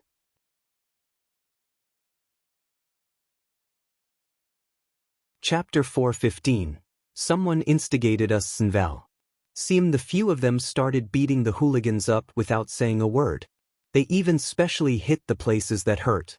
The few hooligans immediately wailed like ghosts and howled like wolves. They covered their heads and fled. Stop, we really don't want to take revenge." No one listened, and they still attacked without hesitation. "We're here to find someone," Tong Shuetao snorted coldly. "I know. You came to look for us, but you still said that you didn't come to find trouble with us? You were beaten up by me yesterday. Did you really want to get back and snatch some money back?" No. We didn't want to rob at all. We just took their money to put on a show. It was unknown which hooligan couldn't take it anymore and shouted, "Shut up and stop talking nonsense." Tong Shuetao, Mao and Go stopped what they were doing at the same time. They looked at the person who had let it slip. Their eyes were still glowing with danger. The hooligans immediately felt their hair stand on end, as if the 3 of them were much more terrifying than before. Mao covered the boss' mouth and dragged him to the side. Go and Tong Shuetao blocked the rascal who had let the cat out of the bag and asked with a bloody expression, "You took someone's money and pretended to rob us, right? Tell me, who paid you?" The leader of the hooligans was whimpering when Mao punched him so hard that he vomited. This scene frightened the gangster so much that he didn't hesitate at all. He confessed while trembling, "It's that Jiang guy. The man who was with you yesterday, really. Otherwise, why would we come to Yongfu village? It's all because we were beaten up yesterday. In the end, we didn't see him at his house, so we came to Yongfu village to find him." Tong Shuetao was stunned. She looked at the sincere hooligan in shock. "Are you serious?" "Yes, absolutely." That person nodded hurriedly. Tong Shuetao frowned, feeling that it was unbelievable. Yongkang looked very refined. When he spoke to them, he had always been soft-spoken and patient. If they did not know his family situation, anyone who saw him for the first time would think that he was a scholar or a teacher. Although Tong Shuetao did not like people who spoke gently, she still felt that the other party was a very good and friendly person. But now, someone was telling her that this person had colluded with hooligans to rob them? She looked at the hooligan. Why would he do that? How would I know? The hooligan wanted to cry. He wants us to block your way and wait for him to call for help. Then run away in fear. That's all. The cats and dogs looked at each other.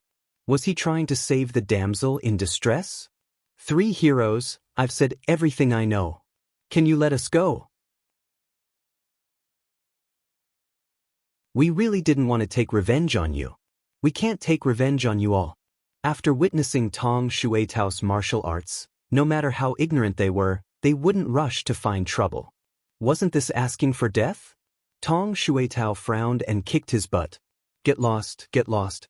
Don't let me see you again, or you'll be unlucky. The few of them hurriedly stood up and helped the boss, who had vomited until his face was pale, run away. What does that Jiang guy mean? Ago asked. Mao didn't know either. He glanced in Jiang Yongkang's direction and said, let's go back first and ask Miss and young master how to deal with this. The two of them nodded and quickly ran towards the Gu family.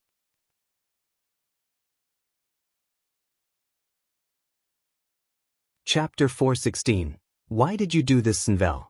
CM Gu Yundong was still in the workshop when the loquats arrived. Those things were not easy to keep fresh, so they had to be made into dried loquat sauce and canned loquats. The assignments of the workers had already been explained the day before. Now, everyone was in their positions. They washed the fruits, tore off the skins, removed the cores, dried them, and steamed them. Everyone was busy.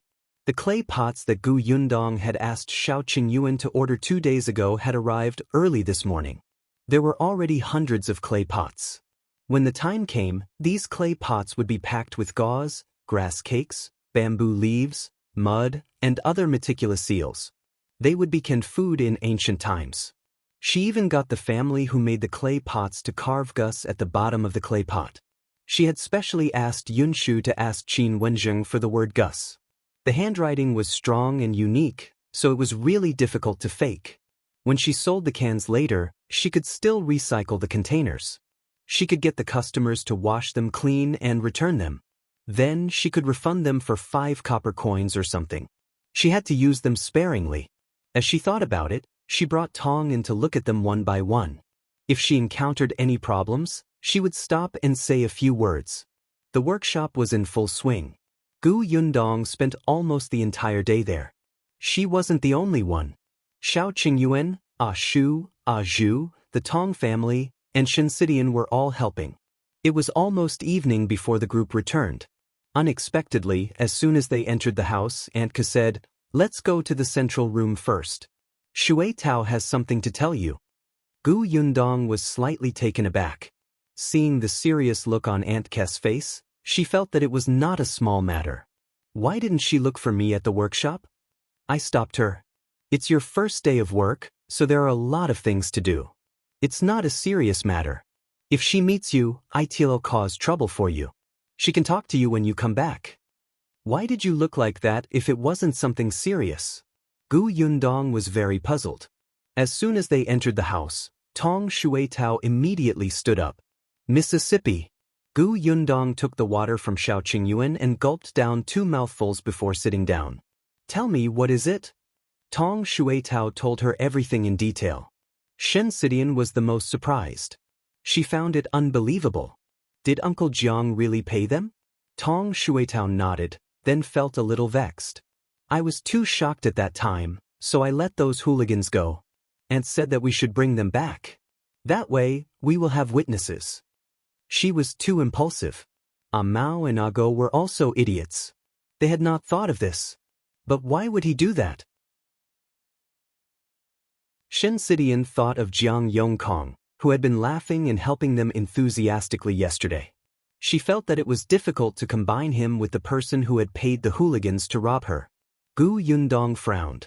Could it be that he saw that the Gu family is rich and deliberately acted this way so that we would be grateful to him? Does he have a favor to ask of us? It was not that she was narcissistic, but there were indeed many people eyeing the Gu family now. Gu Yundong had met many people who wanted to build a relationship with the Gu family, including the wealthy families in the county. Tong Shuitao also felt that it was possible. Does he want to work in our workshop? But he's afraid that our family won't hire him, so he might as well use this method? Perhaps this way he can become a small manager and earn more money, right? Aunt Ke couldn't help but roll her eyes. These two people were really... Can you guys think simpler? Can't it be because he took a fancy to someone?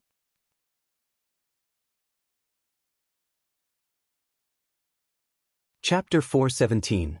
Jiang Yongkang is here. Zenvel. CM Gu Yundong and Tong Shuitao looked up at the same time. Who is it? Aunt Ke pouted to the side. Everyone followed her gaze and looked at Shen Sidian was also stunned. She pointed at her nose. Me? How is that possible? Why not? Isn't saving a damsel in distress usually for the sake of the beauty? Think about it, didn't he help you the last time by the river? He was also the one who pointed you in the right direction when you went to town to sell embroidery. He even accompanied you all the way to finish everything. Aunt Ku spoke with great experience. Shen Sidian still found it unbelievable. But Auntie and Shui Tao were with me yesterday. Why couldn't he have taken a fancy to them? Shui Tao is just a little girl who hasn't grown up yet. She's still heartless and slow when it comes to relationships. What Aunt Ku did not say was that she was now a servant. Even if Jiang Yukong had taken a fancy to her, he should not have made his presence known in front of Gu Yundong. It was more appropriate to ask Gu Yundong for her. Tong Shuitao was still a little unconvinced when she heard this. What did Aunt Ku mean by she hadn't grown up yet? She was even a year older than Mississippi. However, on second thought, it was better for her not to grow up if Jiang Yongkang might take a fancy to her. Aunt Ku continued, as for your aunt, let's not talk about anything else. She's a married woman with children. Now, she's even more ignorant about relationships. Even if the hero who saves her in distress accidentally dies in front of her, she probably still doesn't understand what he wants to do. What he said made a lot of sense. However, Shinsidian still felt that it was unlikely. But he already has a grandson. He's a generation older than me. For some reason, Shinsidian felt a chill. Aunt Ku snorted coldly. It's precisely because he's old and feels that there's not much hope that he used such a method. She looked so confident that everyone actually thought that was the case. However, Shinsidian wanted to cry. She had no feelings for Jiang Yongkang at all. I still don't believe it. Why don't we go and ask? How? Enka asked. Tong Shuitao was eager to give it a try. Let's fight it out. Let's not talk about anything else. Just yesterday, he colluded with a few hooligans to rob us.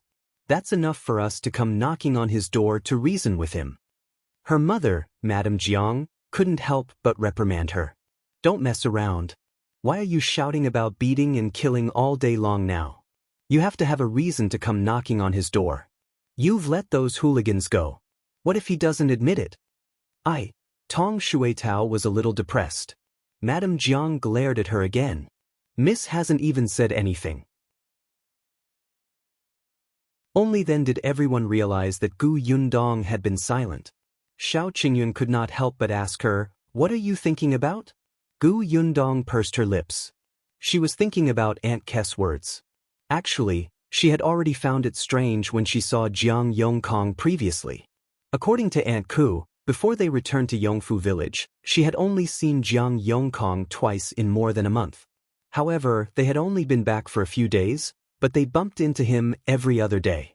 This was too frequent, especially since the Gu family was at the foot of the mountain and they had little contact with the other locals in the village.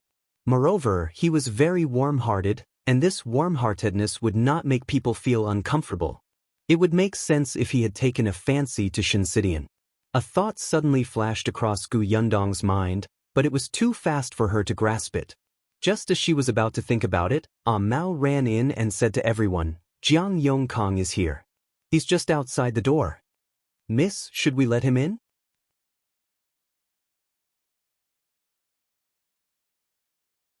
Chapter 418. Apologize Sinvel. CM Gu Yundong sat up straight. Let him in.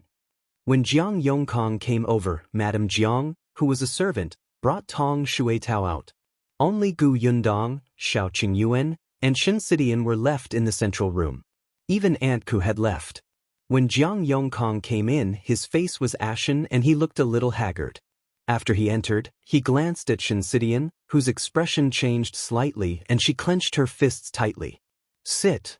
Gu Yundong pointed to a chair at the side. Jiang Yongkang smiled bitterly. She had stopped calling him Uncle Jiang.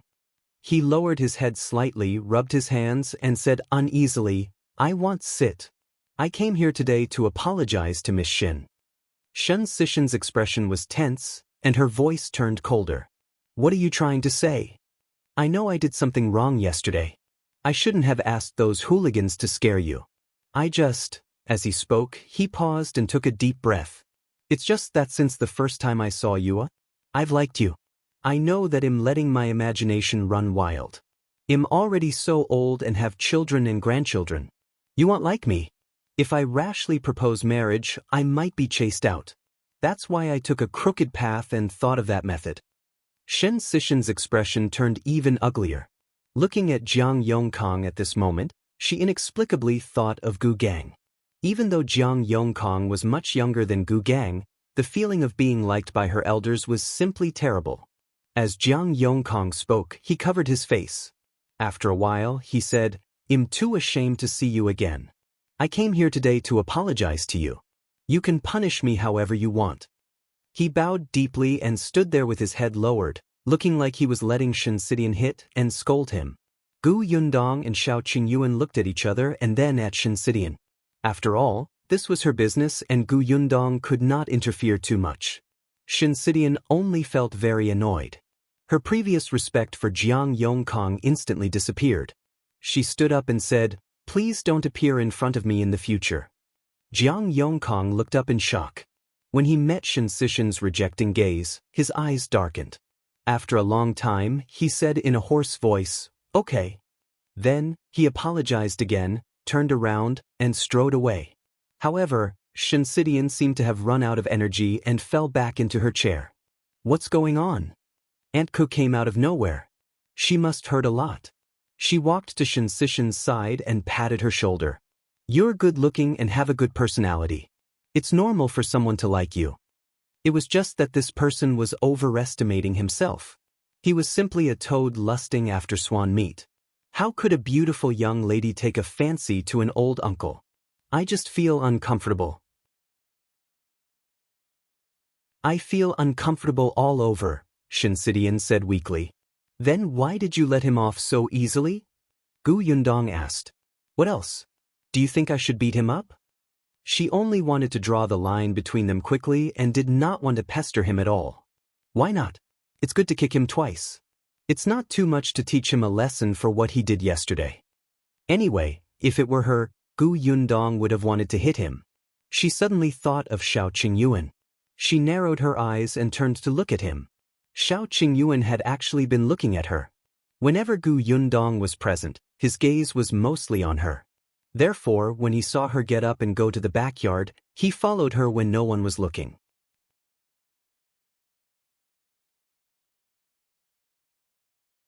Chapter 4:19.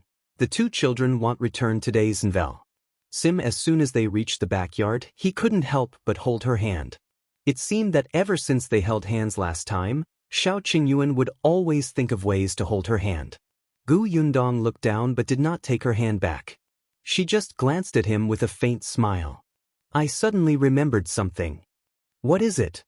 Shao Qingyuan felt that her small hand was especially smooth and tender. Holding it made him feel satisfied and he couldn't bear to part with it. Tell me, did you also play some tricks? For example, 3 wild boars turned into 2. You clearly had money, but you didn't eat well or wear good clothes. Did you deliberately appear in front of me frequently? Shao Qingyuan's face tightened, and he stopped kneading her hand.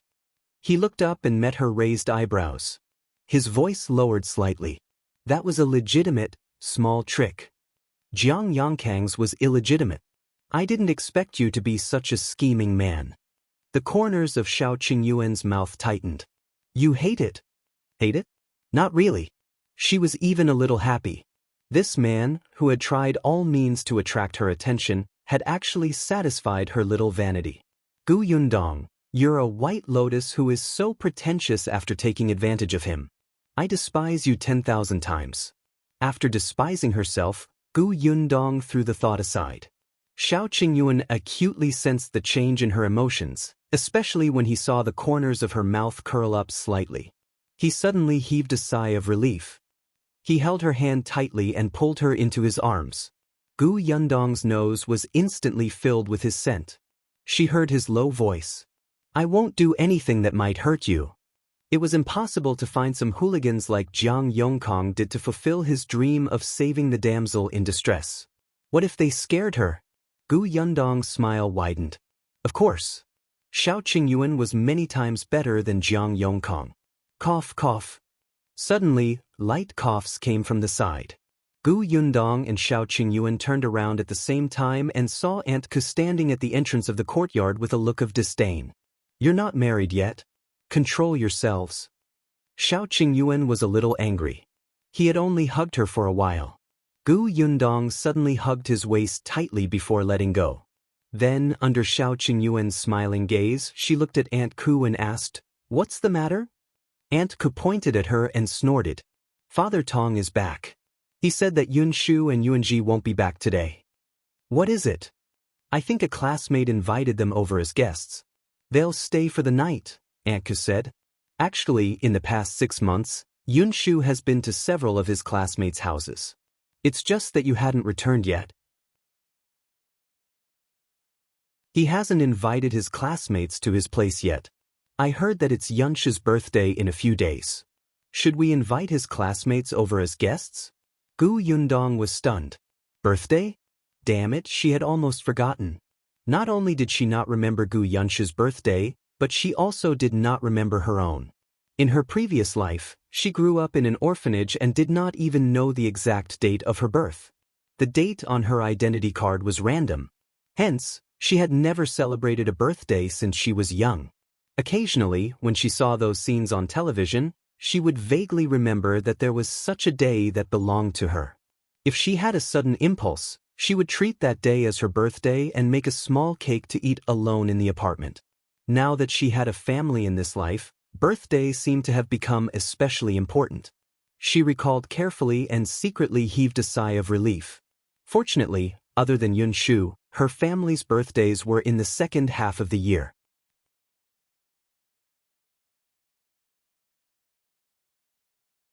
Chapter 420, New Goods in the Shops Envel. Seem, alright, let's wait for Yunshu's birthday. We'll invite his classmates to our house. Gu Yundong was actually looking forward to it. In fact, Yunshu had not really celebrated his birthday. In the past, when she was an old Gus family, Madame Zhao always said that their family was poor. If so many people celebrated their birthdays, how much money would it cost? However, she had actually been secretly celebrating birthdays for the children of the second and third branches. Every time it was Gu Da's or Gu Dahu's children's birthday, they would be able to eat an egg. Their branch didn't have it, but Gu Da Jiang remembered it. He would come back from the county city and buy 2 sweets for the children to eat. Even so, he would always be scolded by Madame Zhao. Therefore, a proper birthday celebration was a luxury for their branch. Now that they were in Yongfu village and had more money, Gu Yundong naturally wanted to make up for what they did not have in the past. Therefore, the next day she brought the newly made loquat cans to the county city. She went to the shop first. The business in the shop had stabilized, but it was still booming. The rich people in the county city had not given up on buying white sugar here before going to the prefectural city to sell it, even though they could only buy 5 caddies a day. However, white sugar would not be the main product very soon. There would be all kinds of dried fruits and preserved jams. When Zhuangzi saw her coming over, he immediately greeted her with a smile. Gu Yundong nodded slightly. Very good. Now, his smile no longer looked wretched. Shopkeeper Jiang, this is canned loquat. The workshop has just started making it, so there's not many. There might be other canned fruits or dried fruits or fruit jam next. We have to find an opportunity to promote the new products. Think about it in the next 2 days and see how to make it effective. Gu Yundong took out a can, opened it and poured out the pulp for Yongkang and Zhuangzi to try. The 2 of them took a bite and their eyes lit up. This is delicious. Delicious. Zhuangzi couldn't wait to take a second bite. Gu Yundong patted his hand. He laughed dryly and put the spoon back in embarrassment. He even took a look at Yongkang. Although Yongkang's eyes were shining and he looked like he still wanted to eat, he tried his best to restrain himself. Instantly, Zhuangzi felt a little sad. Indeed, there was still a long way to go to become a shopkeeper. The loquat has the effect of moistening the lungs and stopping coughing.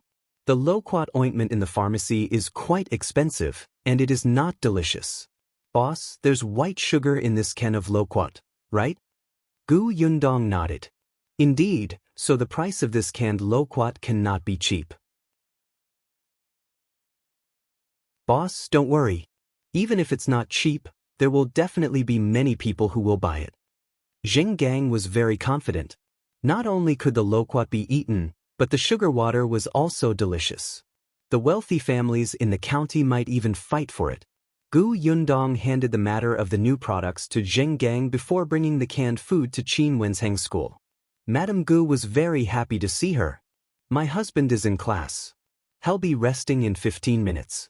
Take a seat and wait for him. She poured some tea for Yundong and called Qingyuan over to meet her. Qingyuan liked Yundong a lot, especially since she had so much fun at Yongfu village the last time. She yearned to go there again. Yundong smiled. You want to go? Sure. As long as your parents have no objections, you're welcome anytime. Qingyuan turned to look at Mrs. Gu, who sighed and thought to herself that her daughter was definitely born of the wrong gender. She should be a boy. As she was thinking, she saw Qingyuan striding over. It's good that you're here. I was thinking of going to Yongfu village to meet you later.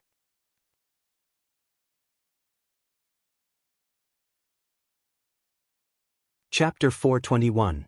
Can't laugh at Yunshu's novel. Sim Yundong asked, Are you looking for me? Yes, come with me to the study. Yundong stood up suspiciously and followed Qingyuan. When she reached the study, she saw him take out 2 letters. One of them had been opened, and the other was still intact.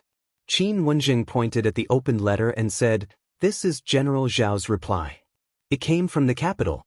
He said that your father did help him catch the bandits back then, but unfortunately, he was transferred back to the capital later. He originally wanted to bring your father along, but your father wanted to stay in Qingyuan Prefecture to look for you, so the 2 of them parted ways. Even though she was mentally prepared, Yundong was still a little disappointed. Qingyuan said, Before General Zhao left, he lent Jiang 30 taels of silver, so his life shouldn't be a problem. However, ever since General Zhao left, he hasn't contacted your father again.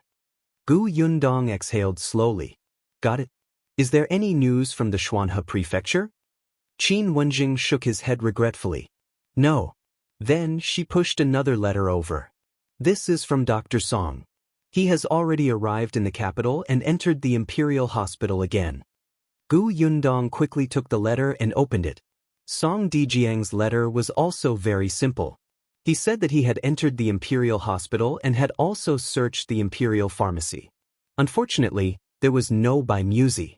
However, he had heard from another Imperial physician in the Imperial Hospital that there seemed to be one in the warehouse of the Wanqing Prefecture. If it was convenient, she could see if she could buy it. A smile appeared on Yundong's face as she became slightly excited. Qingyuan took a sip of tea. Seeing this, he couldn't help but raise his eyebrows. But, is there good news? Yundong nodded repeatedly. Yes, Dr. Song said that there is Bimusi in Wanqing Prefecture. So, you plan to go to Wanqing Prefecture personally? That's right. You're really good at traveling. How long have you been back? Qingyuan muttered. When are you preparing to set off? After Yunshu's birthday in a few days. Speaking of the birthday, Yundong suddenly remembered her business here. She put away the letter and asked Qingyuan if she could invite Yunshu's classmates to Yongfu village. Qingyuan did not care. We'll have to ask the other students. He got someone to bring Yunshu and Yuang over. The 2 of them were puzzled at first until they saw Yundong and heard that it was about his birthday celebration. Yunshu almost jumped up. He could even get all his classmates to go to his house. He could not wait to run back to the school and hurriedly invited everyone. After everyone agreed, he ran back to Yundong. The students in the school waited for him to leave. Among them, more than 10 of them had strange expressions. Jiang saw this and called all of them out. He walked to the side and said in a low voice, Yunshu invited us out of goodwill. This time, we can't be as rude as when we visited the Qingyuan family last time. Everyone nodded. We want. I really didn't do it on purpose last time. It was my first time going to a village. I didn't know that the house was so dilapidated, so I let it slip. This time, I won't make a fuss and hurt their self-esteem. Yes, we know what we're doing. These 10 or so people were all students from the county city, and 2 of them were from the prefectural city. After all, Qin Wensheng's reputation was not well known. Most of the people who knew of his achievements were from the county city. However, these children had almost never been to the villages below. The one who had left the deepest impression on them was Gao Chengying's family. In the end, they did not pay attention and said something embarrassing.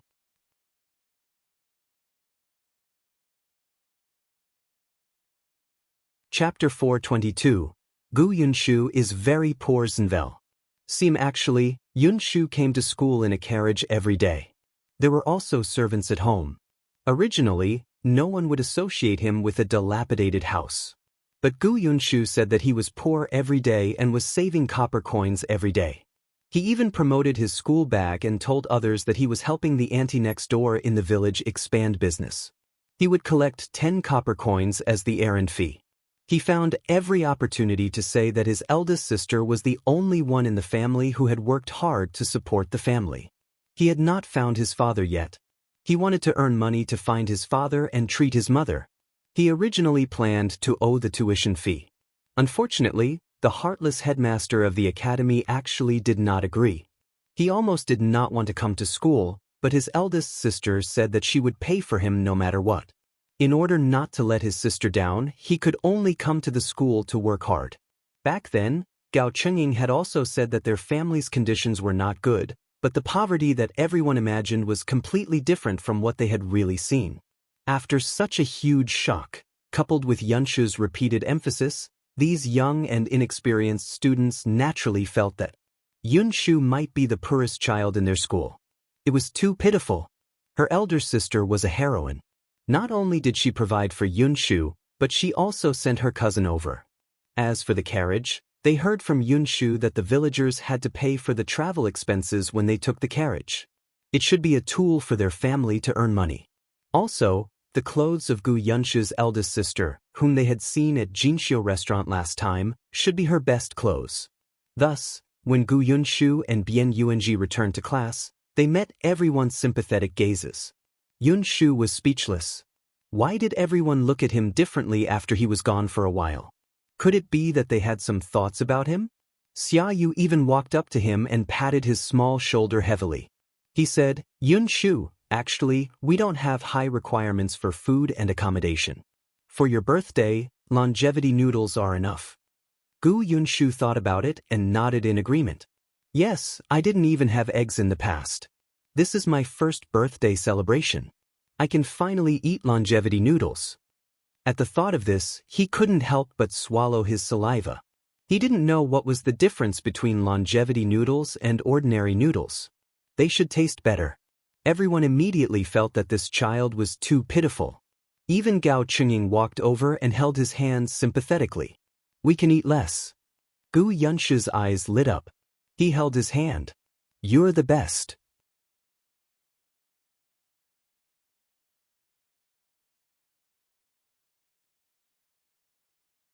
Chapter 423. I'm afraid you don't want to live anymore B0 Zenvel. Gu Yundong did not know that Yunshu had done such a thing in school. She thought that since it was her brother's classmates' first visit here, she naturally had to treat them well. She could start preparing now. Hence, after she was done with Qin Wenjing, she prepared to leave. Before she left 2 cans behind. Those are new fruit cans that are about to be served in our shop. Try it and see if you can sell it. Qin Wenjing returned to his room with the cans in disdain and said to Madame Gu, "Why cans? You might as well send 2 caddies of white sugar." Madame Gu ignored him and studied the cans curiously. She opened a can and poured the pulp into a bowl. Qin Wenjing, who was about to leave, suddenly turned back. When he saw Madame Guest's bright eyes after taking a small bite of loquat, he was stunned. He silently picked up the spoon and took a sip. It was actually quite delicious. It was refreshing and sweet, and the sugar water was abundant. Qin Wenjing couldn't help but eat another one. Then another and another. Therefore, when Madame Gu slowly swallowed it and wanted to continue eating, she saw that her husband had already drunk the last bit of sugar water. Madame Gu was speechless. He probably didn't want to live anymore. After eating and drinking his fill, Qingyuan looked up and realized what he had done. He coughed lightly and tried his best to maintain his image as a school teacher.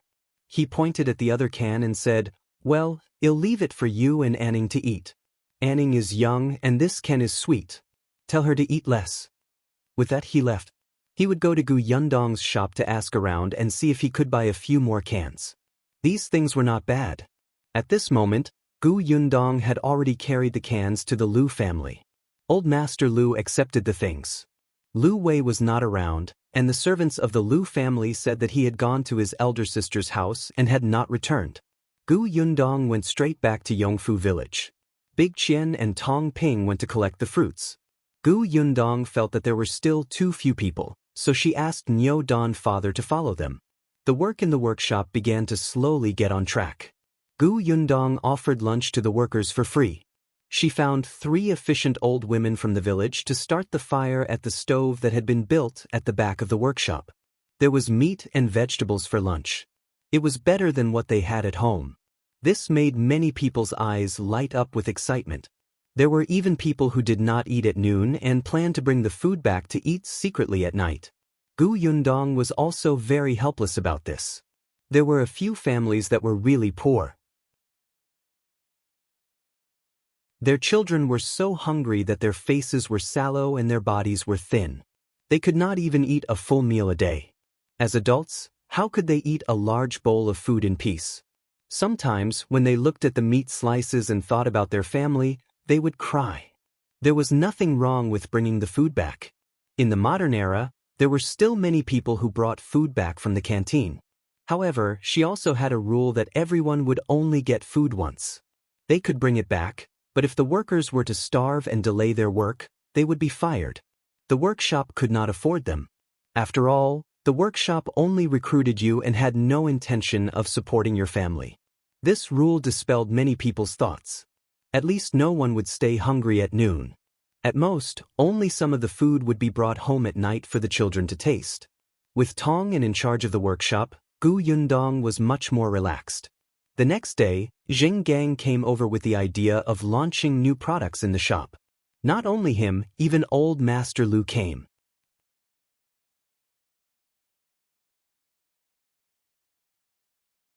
Chapter 424. Planning to open a shop in the Prefectural city B0 Zenvel. Old Master Lu had already eaten the can yesterday. He knew that the things that this girl from the Gu family had brought were definitely not ordinary. He had come this time to discuss collaboration with Yundong. Coincidentally, Yongkang's plan also had this intention. Boss, I'm thinking that the price of this canned fruit is not cheap. Most of the people who come to our shop to buy candy are servants of those families. Even if these people know that there are new things in Gus, they might not tell their master. After all, white sugar could not compare to clothes and jewelry. They would only know if they went over to try it themselves. Buying 5 caddies of sugar every day. Which rich family's young master had nothing better to do and came here every day. Moreover, these servants could not come to the master usually. Even if they knew that Gus had something called fruit cans, they could not convey it to the master in time. Yongkang had thought of sending an invitation to the various families, but that would make it seem as if he was begging others to buy his things. This did not match what the boss said, positioning. Thus, Yongkang thought of the Lu family's restaurant. Coincidentally, the Lu family and his boss had a good relationship. Perhaps it was a mutually beneficial matter. He did not expect to meet old Master Lu on the way to Yongfu village. The other party's thoughts coincided with his. Yundong nodded. All right, well, do as you say. As she spoke, she suddenly turned to look at old Master Lu. Uncle Lu, I heard that you've also opened Jinshu restaurant in Xuanhe Prefecture? Old Master Lu was stunned for a moment before he laughed out loud. But, do you have enough goods here? Do you want to sell them in the restaurant over there? I want to try selling them in the Prefectural city, so that I'll be confident when I open a shop there in the future. Old Master Lu pondered for a moment. That's true. I heard from Lu Wei that you've grown a lot of fruits. The workshop will also grow bigger in the future. This county city won't be able to eat it. There are many big families in the Prefectural city, so it can be sold for a high price. Alright, it just so happens that the restaurants in the prefectural city lack new products. Your cans come at the right time. However, you have to lower the price for me. Of course. Gu Yundong's price was 120 copper coins for a fruit can. Of course, that was the price in the county. There were at least 6 or 7 loquats and a lot of white sugar in a can. These two things were not cheap. Coupled with the labor transportation fee and the cost of the clay pot, the profit wasn't much compared to white sugar. The price in the prefectural city would definitely be raised. Regardless of whether the customers ate it or gave it as a gift, they would gain face. Gu Yundong and Old Master Lu discussed the supply problem and quietly waited for the feedback from Jinshu restaurant. Just one day later, Zheng Gang came again. The customers who went to the restaurant to eat were all unsatisfied. Then, they followed Old Master Liu's guidance and ran to Gus. Each of them had a few jars without hesitation. In less than half a day, the canned loquats that had been brought to the shop the day before were all snatched away. Even Qin Wenjing secretly came over to buy 3 big jars and said that his wife and daughter liked them. However, Zheng Gang had sharp eyes. How could he not know that it was Mr. Qin who liked this? Gu Yundong was also happy. In the following days, she asked Mao and the others to bring the cans from the workshop to the shop and restaurant after they finished practicing every morning. The supply problem in the shop was solved. Soon, it was Gu Yunshu's birthday.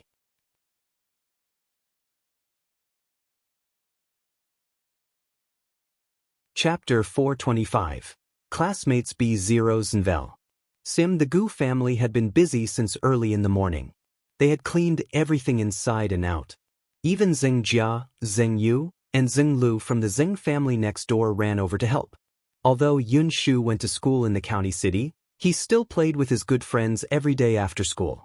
Especially since the 3 Zheng siblings did not have the chance to read and write, Yunshu would teach them every day when he came back. Now that they had learned a lot of words, Madame Dong was overjoyed. She wanted to work harder and earn more money. Perhaps she could send her children to school. She did not think of asking them to take the elementary scholar examination to become a high official. She just felt that it was always good for children to be able to read. Didn't everybody see that even the servants of the Gu family were learning? Tong was the best and fastest at learning, so he became the manager of the workshop. It could be seen that being literate would definitely be more promising than being illiterate in the future. As Gu Yunshu's friends, they naturally had to come and help him on his birthday. Gu Yundong was also very happy. Early in the morning, she followed Father Tong to send the 2 children to school. Then, she personally went to the market to buy groceries. Yunshu only had 16 classmates in total. Gu Yundong had thought about finding more carriages to transport them. However, she was rejected. Which of the classmates did not have a carriage? Lu Yi asked his coachman to stop the carriage at the school gate and wait for everyone to finish school. 2 carriages were indeed enough. All of them were little kids and were not big. Gu Yundong swept through the county before returning with half a carriage full of things in satisfaction. She had asked Yunshu what he wanted to eat for his birthday. The little guy happily said that he wanted to eat longevity noodles and boiled eggs. Gu Yundong's heart ached when she heard that. These were very ordinary things, but Gu Yunshu had never eaten them during his birthday before, so he was concerned. Gu Yundong did not ask him anything else. She had already drawn up a recipe in her heart. She knew how to make cakes, but there were too many people. She might have to make 2 big cakes. For this reason, she had asked around 2 days in advance to find out where cows could produce milk. When she got home, she pulled Shao Qingyuan over as a coolie and handed him a big bowl of egg whites and white sugar. She smiled and said, "It's time to test your hand speed. Stir it until it turns into white cream." Shao Qingyuan was a little stunned. What was that? But whatever Gu Yundong asked him to do, he would do it.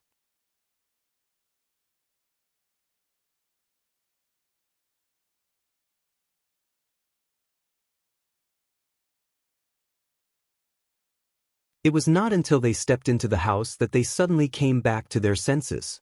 "Yunshu, is this your house?" "Yes." Gu Yunshu nodded. But didn't you say that your family is poor?"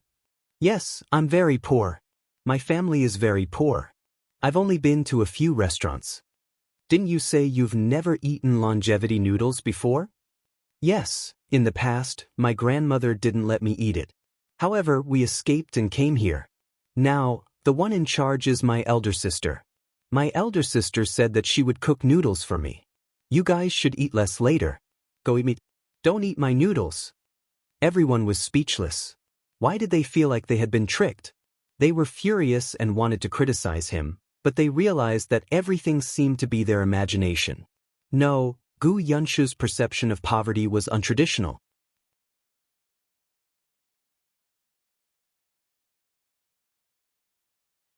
Chapter 427. Yunshu's Toy B0's Nvel. CM the little kids felt that they should properly teach him what it meant to be truly poor. They had only seen poor people pretending to be rich, but they had never seen anyone living in a green brick house and using servants say that they had to work hard to earn 10 copper coins. However, as soon as they walked into the courtyard, they could not help but be stunned by the scenery inside. There were many lanterns hanging under the corridor. There were swings in the front yard, trellises, date trees, and pomegranate trees. There were beautiful birds folded with colored paper in the corridor, frogs, butterflies, and all kinds of small animals. Wow, so beautiful. Are these flowers? They're folded with paper. They look like flowers. Smells good. I know where the kitchen is. Yunshu was also a little dumbfounded. When he went out in the morning, they were not there. Now, he realized that the entire house had been decorated. His birthday wish was to eat a bowl of longevity noodles and a boiled egg, but Big Sister had gone through so much trouble to give him such a big surprise. Yunshu wanted to cry, and then he really did. He kept wiping his eyes with his small hands. Bien Yuanji, who was watching from the side, was envious. He still remembered that his birthday was a few months ago. At that time, he didn't even have a full meal and could only drink 2 mouthfuls of cold water. Now that he saw Yunshu crying, he hurried forward to comfort him. You should be happy about your birthday. Everyone is looking at you. Don't cry anymore. Yundong also walked out of the kitchen and looked at the little guys standing under the porch. Big Sister prepared everything meticulously. Don't you like it? I like it, I like it. He wiped his tears and quickly ran over to hug her waist. Big Sister, I like it so much. I'm so happy. I've never been so happy. Actually, I just want to eat a bowl of longevity noodles. Yundong stroked his head. There's longevity noodles, boiled eggs, and birthday cake. What's a birthday cake? The child looked up in confusion and blinked. Yundong did not answer. Instead, she pushed him. All right, you'll entertain your classmates first. You'll know when dinner starts later. Oh. Yunshu finally realized that he seemed to have neglected the guests. He immediately smiled in embarrassment and turned to bring his classmates to his room. Yunshu's room was very large. It was divided into an inner and outer room. There was a desk, a bed, and a bookcase. There were some books on the cabinet that they usually read, but there were also books that involved other aspects. Lu even found a novel inside and was so shocked that he almost threw it out. Madame Cui knocked on the door and came in with sugar water. Tong Shuetao followed behind with a pile of things in her hands.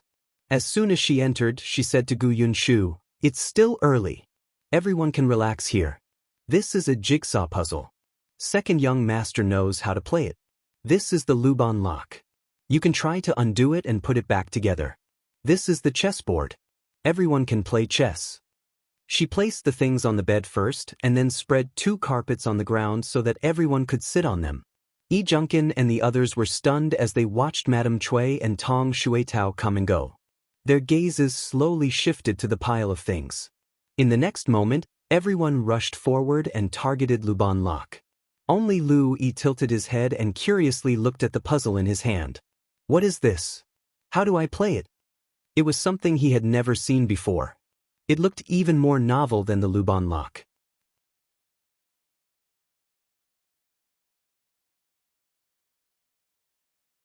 Chapter 428. So much food B0's Nvel. CM Yunshu walked over and took out one of the puzzle pieces.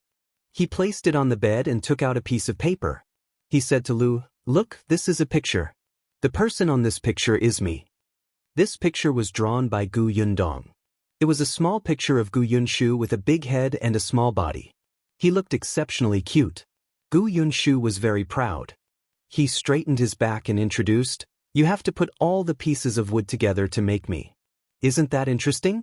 There are rules and techniques to this. Let me tell you, I'm very familiar with this. If you don't understand, I can teach you." He pointed at the other pictures. There are also pictures of Yuanji, our family, and this house. Let me tell you, the jigsaw puzzle of this house is very difficult. Do you think the colors are all the same? You don't even know where to put the bricks. This is too difficult for you. For the first time, we can start from the simple ones. For example, my picture. First, finish me, then challenge the difficult ones. Lu Yi glanced at him and thought for a moment. Then he slowly picked up the jigsaw puzzle of the house. Yunshu, you'll lose me like this. I'm telling you that you'll regret it. Don't cry and beg me later. However, when the others heard his explanation, they stopped what they were doing and surrounded him. Xiaoyu was very loyal. "Yunshu, let me compliment your picture. Wow, this picture is so beautiful. Who drew it? Can they draw one for me too?" This was drawn by Big Sister. Big Sister was very busy. How could she help everyone draw? Therefore, Yunshu decisively refused.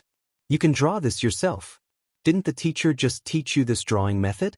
It'll be fine when you're familiar with it. When you're done, I can find someone to help you make a jigsaw puzzle." Xiaoyu was a little disappointed. He felt that even if he was proficient, he wouldn't be able to draw like this. Yunshu was very proud. Who asked him to have a good sister? Just as she was thinking about it, there was another knock on the door. This time, it was Tong Shuetao who came in. The moment the door opened, a fragrance wafted in crazily. The little kid's gazes focused on the tray in Tong Shuetao's hand almost at the same time. She walked over with a smile. In fact, she was also swallowing her saliva. She could only desperately hold her breath to prevent the fragrance from entering her nostrils. Our miss said that there's still some time before dinner. She's afraid that everyone will be hungry, so she wants you to eat something first. She placed the tray on the table. This is fried chicken drumsticks, chicken wings, fries, and chips. You can eat them with this sauce. There are also melon seeds, peanuts, and lollipops here. If you want to eat sweet food, there are canned loquats, canned peaches, and dried fruit. By the way, each of you can have a portion of this double-skinned milk. Everyone try it first. The children were speechless. Their eyes were about to pop out. They had naturally eaten good food, but they had never seen or heard of so many good things. Especially the two from the Prefectural city. They thought that there would be nothing surprising with their knowledge and experience. However, they had never heard of the puzzle before. What was this fried chicken drumstick, chicken wings, and chips? What was the can and lollipop? What was this double-skinned milk? They all looked so delicious.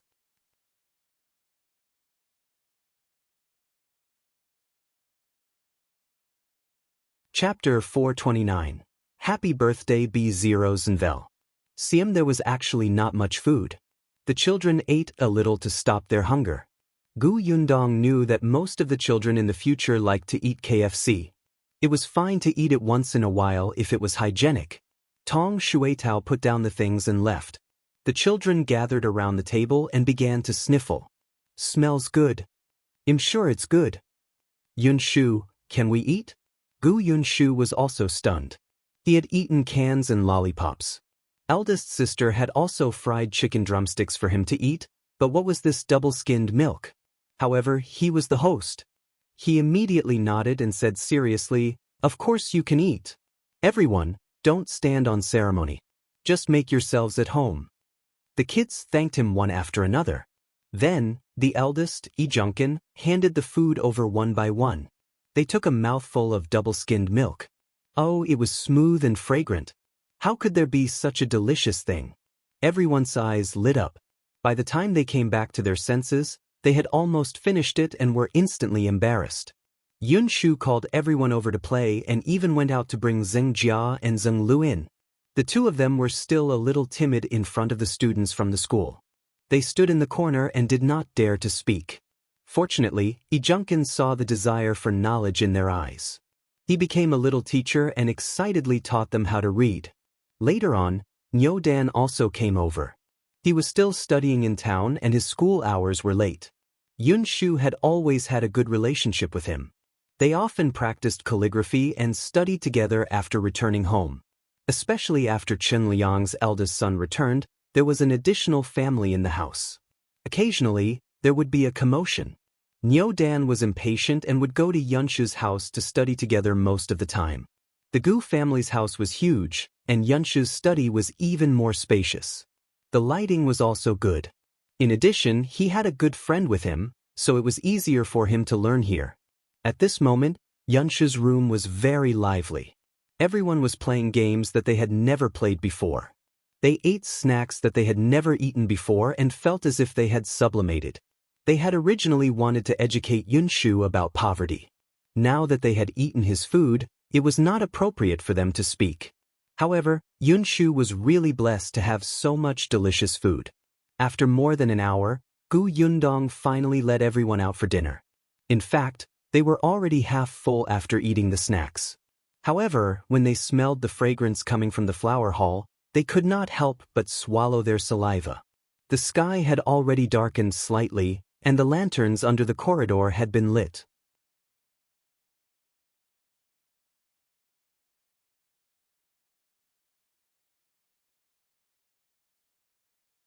Chapter 430, 3 Wishes Be Zeros and Vel. See him at that time, he thought that he would never celebrate his birthday again. He was not happy at all. It was not good at all. But looking at the smiling faces of the 3 closest people in front of him, Yunshu suddenly choked. Yundong quickly handed the cake in her hand to Qingyuan and squatted down to rub his head. Everyone is looking at you. You can't cry. Big sister, I am. He thought that he only needed to eat a bowl of longevity noodles. He did not expect Big Sister to put in so much effort. He was really happy. Big sister, you're so good. I'm so happy to be your younger brother. Yundong was also very happy. She still remembered how he looked when she first came. He was skinny and had a big head. He was obviously very tired, but he still wanted to take on the responsibility of the entire family. He wanted to cry, but he smiled at her desperately as if it was not difficult at all as long as his family was by his side. At first, Yundong thought that as long as Madame Yang and the other 2 did not drag her down, she would do her best to protect them and let them grow up safely. When did it start? She had been paying attention to the 3 of them and always wanted to give them the best. The warmth that surged from the depths of her heart seemed to have changed her a lot. She had really felt the feelings between her family and she would subconsciously repay them. I'm also very happy that you're my younger brother. She led Yunshu to a stool at the side and sat down. She took the cake from Qingyuan again and placed it on the table in front of him. Then she met his puzzled gaze and smiled. This is the birthday cake I told you about. Come, close your eyes and make 3 wishes. Then blow out the candles. Your wishes will come true. Yunshu's eyes lit up. His eyes, which had just been washed with tears, were especially lively. Really? Just make the wishes. He immediately closed his eyes obediently. My first wish is, you don't have to say it out. Fine. He made a new wish. He was very pious in his heart. His first wish was to find his father as soon as possible and have a family reunion. His second wish was for his mother's illness to be cured quickly. His third wish was for his family to be safe and happy forever. After that, he opened his eyes. Yunshu did not know that his first wish would soon come true. Yundong saw that he had opened his eyes and was about to ask him to blow out the candles when she saw that the little girl beside him was also making a wish with her eyes closed. She immediately smiled and simply waited for her until she opened her eyes in satisfaction. Only then did she ask Yunshu to blow out the candles. The cake was sweet and rare. Yundong saw that there were a lot of people, so she made 2 big pieces. At this moment, each of them cut a small piece and ate it. Not to mention the others, even Qingyuan couldn't help but narrow his eyes. He had made it before, but it was not easy to make cream. The group was in a good mood. Yunshu ate the longevity noodles that he had been longing for. No one fought with him. After all, they were already full from eating everything else. At night, they even agreed to walk around the village to digest their food and send Nyo Dan home. They walked around the village before returning to the Gu residence. Yundong arranged rooms for everyone. As everyone was small, it was not a problem for a few people to share a room. Under the warm blanket that emitted the smell of sunlight, everyone still felt like they were dreaming. Yunshu's birthday was too special. The next day, Yundong prepared cans for each of Yunshu's classmates as a return gift. This time, they each gave Yunshu a gift. It was not considered expensive, but it represented their goodwill. Then, she sent them to the carriages and got someone to ride them back to school. When the carriage left and she returned to the Gu family, she saw Shao Qingyuan standing at the entrance of the Shao family's house and talking to the Zheng family's escort. He seemed to have a difficult expression.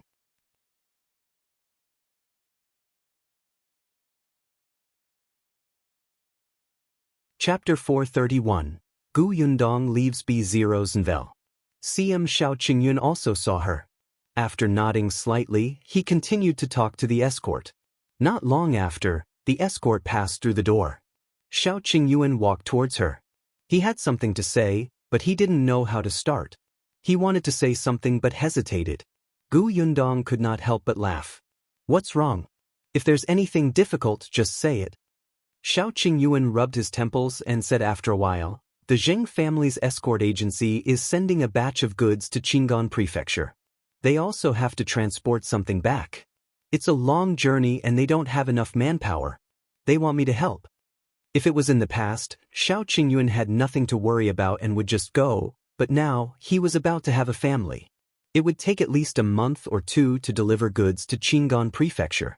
He had just confirmed his relationship with her and did not want to be separated. However, the Zheng family's bodyguard agency had interacted with him a lot in the past 6 months and their relationship was not bad. The manager of Gus, Zheng Gang, was from the Zheng family's bodyguard agency. In addition, when he asked a martial master to come to his house to teach Mao and the others martial arts, the other party did not even decline and agreed readily. Therefore, now that the Zheng family's bodyguard agency needed help, he could not just reject them. Yundong did not expect this. Her expression became strange. She pulled her hair that was hanging by her side and looked hesitant. Actually, I also have something to tell you. What is it? Shao Qingyuan was stunned. Yundong lowered her head slightly and said in a low voice, a few days ago, I received a letter from Dr. Song. He said that there may be by Musi in Wanqing Prefecture. I want to make a trip to Wanqing Prefecture after Yunshu's birthday. Actually, as soon as she received the news, she wanted to tell Shao Qingyuan, but she didn't know how to. Shao Qingyuan was stunned. She was going to Wanqing Prefecture? Then I'll reject the Zheng family's escort agency and accompany you there, he said without hesitation. Yundong quickly stopped her. The Zheng family's bodyguard agency has helped you a lot. It's rare that they need your help. They definitely can't find anyone else. She thought for a moment and asked, when will they set off? In 2 days. Then I'll set off in 2 days too. I happen to pass by Qingyuan Prefecture on my way to Wanqing Prefecture. We can travel together for a while. Shao Qingyuan frowned. Are you going to finish the rest of the journey alone? Yundong nodded. You don't trust me? Of course I do. Shao Qingyuan was a little vexed. Why did things happen so coincidentally? Not only did he have to deliver the goods to Qingyuan Prefecture, but there was also a batch of goods that had to be transported back in time. Otherwise, he could accompany her there. He knew that she had the ability to settle these things alone, but Shao Qingyuan wanted to share the burden with her. He was her future husband. He hoped that he would be the one to experience everything with her in the future. In the end, they could only do as Yundong said after some discussion. There were still 2 days left. Yundong's arrangements were enough. Moreover, with the previous experience, no one would panic anymore. Only at the workshop, there were more people, and the person in charge had also changed to Tongan. This was not a big deal.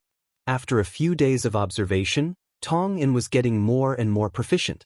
In the end, Gu Yundong brought a lot of canned food and dried fruits.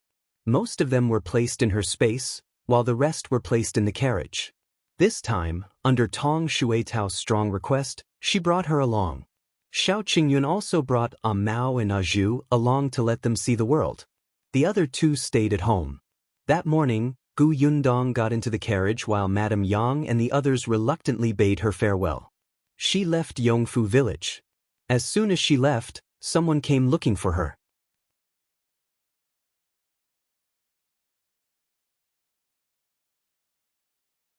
Chapter 432, Children are debts be zeros and vel.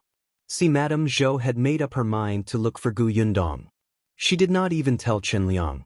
But when she reached the Gu residence, she saw that Aunt Ku and the others had just turned around. Gu Yundong had already left. Aunt Ku invited her in. She shook her head, forcing a smile on her face. Aunt Ku had also heard a little about what had happened in her family recently. Seeing this, she could not help but raise her eyebrows and ask, "You're looking for Yundong for your first son, right?" Madame Zhou laughed dryly. No. Whether it's true or not, I'm afraid you have to wait for Yundong to come back first. Madame Zhou knew that Tong An was in charge of the workshop now. Tong An was a servant of the Gu family and had the right to manage it. However, he could not recruit people without Gu Yundong's instructions. She could ask Gu Yundong for help because of Gu Yundong's friendship with the Chen family, but she did not have much of a relationship with Tong, and Madame Zhou did not know what to feel. She felt vexed and relieved. She had no choice but to come over because she was annoyed by her eldest son at home.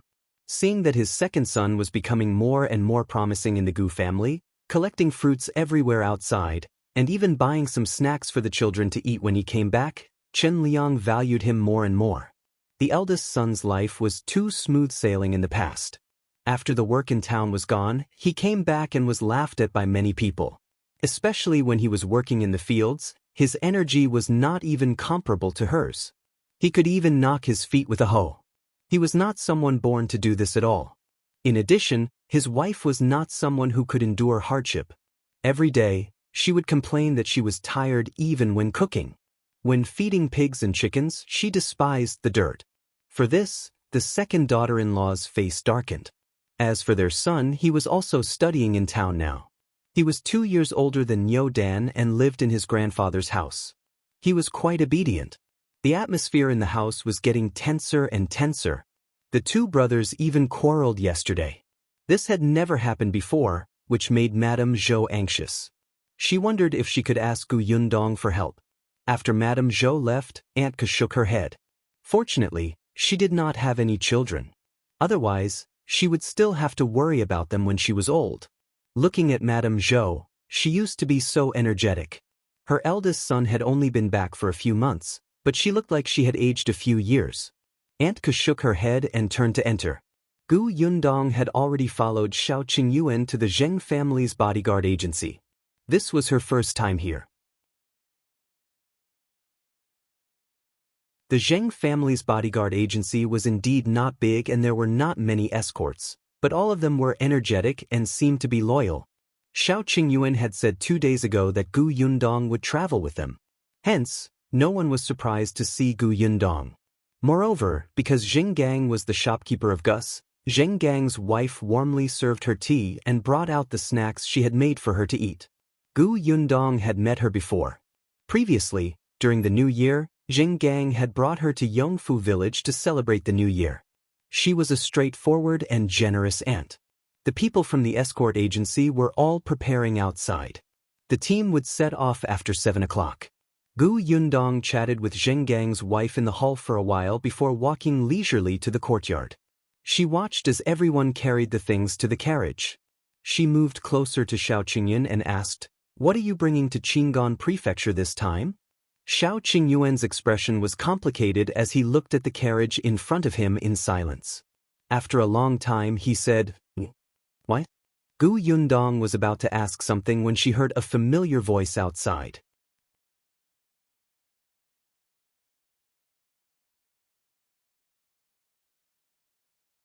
Chapter 433, Meeting the Tao Family B Zeros and Vel. CM Gu Yundong had just turned his head when the other party saw her. He immediately smiled. Boss Gu, you're here too. Young Master Tao. Gu Yundong nodded slightly. She looked down on Tao Xing, especially after he lost to Lu Wei. However, Tao Feng knew the ways of the world. When Gus opened for business, he even came to support them and gave them gifts. Later, he also asked the servants at home to buy a lot of white sugar. I haven't seen Boss Gu for a long time. Gus seems to have a few new canned fruits recently. They taste very good. It's just that they're too in demand. I want to buy some for others, but I can't buy them. Tao Feng shook his head regretfully. Gu Yundong was about to answer when Shao Qingyuan suddenly said, "Let's go over there to help." Gu Yundong felt that something was wrong with his expression just now. No, it should be said that it had happened before when they met the Tao family. Did he have any grudges with the Tao family? Gu Yundong nodded at Tao Feng and left with Shao Qingyuan. Shao Qingyuan had indeed gone to help load the goods. Gu Yundong stood behind him and watched as he busied himself. After he carried one of the jars of wine into the carriage, she asked, "Is this wine from the Tao family? Is it their wine that needs to be sent to Qingyuan Prefecture?" "Yes, they're said to be newly brewed. There are only 4 jars. There were also some other things. They were transported by the way. The most important merchandise was only 4 jars of wine from the Tao family." Gu Yundong tilted her head and asked him with a smile, "You know the Tao family?" "I don't know them." Shao Qingyuan turned around. When he saw her tilt her head, he actually felt that she was a little cute. The gloom in his heart just now was suddenly swept away. He couldn't help but look around. When he saw that no one was looking in his direction, he took her hand. He gently rubbed it twice before saying, "About the Tao family? I haven't thought of how to say it yet. I'll tell you in the future." Gu Yundong glared at him. This person was always finding opportunities to interact with her. He was getting more and more shameless. Shao Qingyuan couldn't help but laugh. Someone from the courtyard called out to them, "Qingyuan, Miss Gu, let's go." Gu Yundong retracted her hand. Shao Qingyuan was a little annoyed. Why did someone ruin his plans every time? The convoy had already been prepared. There were only 3 carriages. Including Gu Yundong's carriage, there were 4 carriages. It was not a big team. There were only 6 escorts, including Shao Qingyuan. Mao and Zhu were there to gain experience. When the convoy set off, Tao Feng was still standing at the entrance of the courtyard. When he saw Escort Wang, who was in charge of the team this time, he said, "Thank you for your trouble. I wish you a safe journey." "Don't worry, young Master Tao. We will definitely deliver the items safely." Escort Wang was ambitious and his gaze was firm. With a wave of his hand, he walked out of the escort agency in a grand manner. The escorts behind also followed with their heads held high. Gu Yundong was speechless. It was as if they were going out to fight. Only Shao Qingyuan continued to walk past Tao Feng without looking aside. He was in Gu Yundong's carriage. Sometimes he would drive the carriage and sometimes Tong Shui Tao would drive the carriage. He would directly enter the carriage and touch her small hand. The other people in the convoy were all men, and they could be considered half martial artists. When they went out, they did not pay much attention to the distinction between men and women, especially since the 2 of them were engaged. It was normal for a man to take care of his fiancée. The carriage passed by the Xuanhe Prefecture and stayed overnight. Gu Yundong went to look at the wall with eldest Aunt Gu and the others' portraits.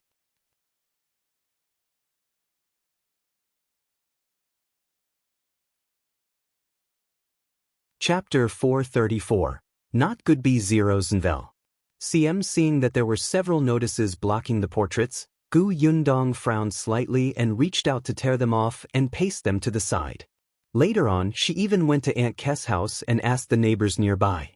Unfortunately, the neighbors said that no one had come to look for Aunt Ku, so Gu Yundong could only leave regretfully. Unexpectedly, as soon as she left, a woman returned home. This person happened to be the person who saw Mrs. Ren of the Zhou mansion that day. The next day, when the convoy left the Xuanhe Prefecture, the accommodation conditions for the rest of the journey were much worse. Sometimes they had to stay outside. The convoy traveled fast. In fact, they had already tried their best to take care of the 2 girls, Gu Yundong and Tong Shuitao. However, they had to send the goods to their destination as soon as possible before they could be at ease. Shao Qingyuan could not bear it. He had wanted to ask her not to follow the convoy several times, but Yundong had rejected him. In any case, she was already used to it. In the past, not only did she stay outside when she fled, but she could not even sleep. Now that Shao Qingyuan was by her side, she could sleep especially soundly in the carriage at night.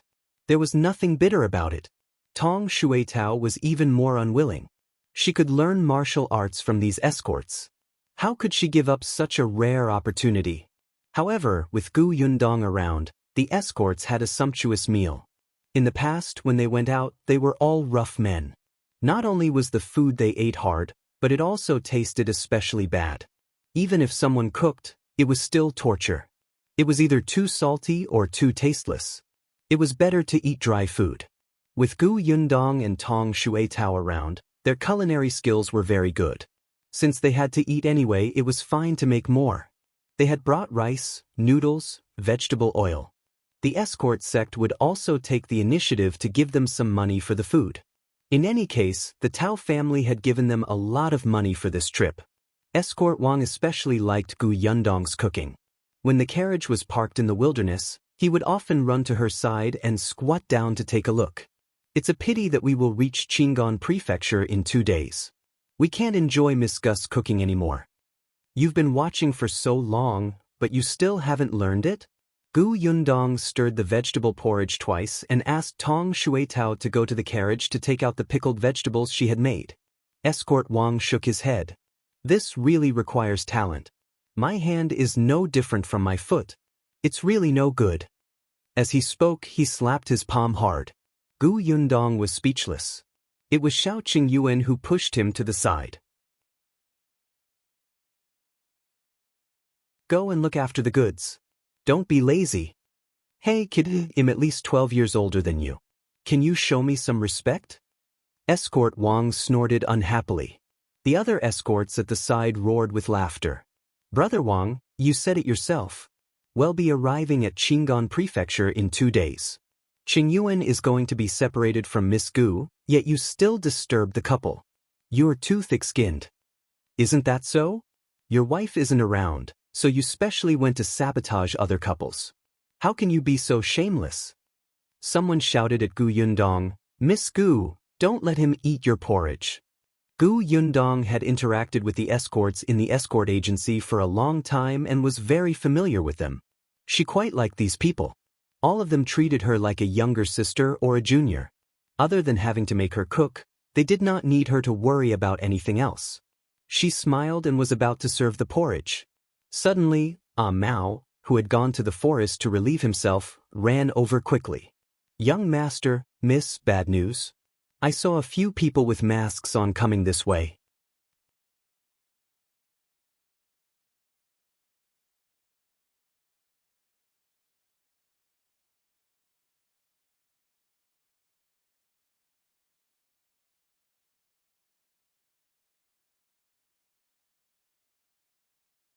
Chapter 436, Put into the Space B0 Zenvel.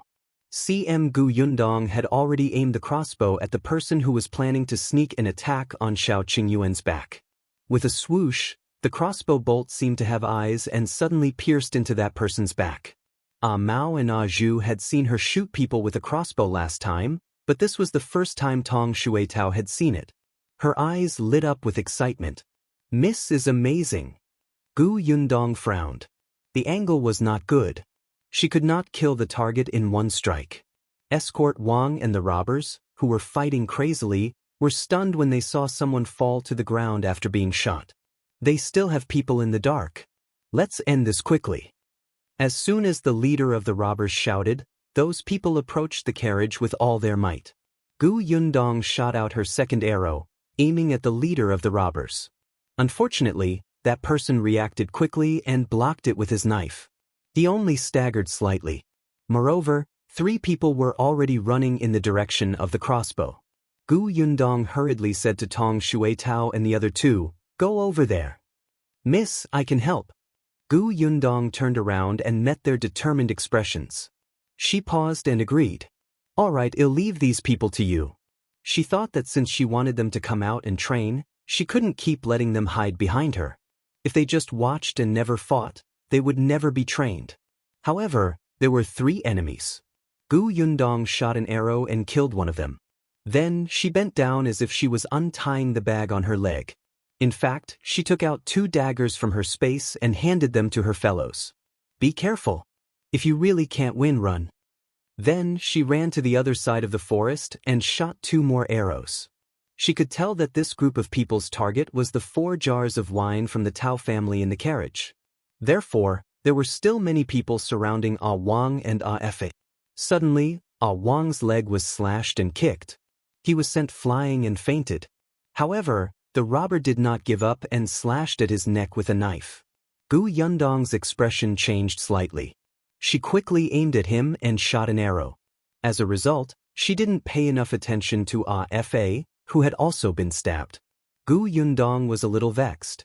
Although crossbow bolts were convenient and she had enough arrowheads, they were only suitable for long-range sneak attacks.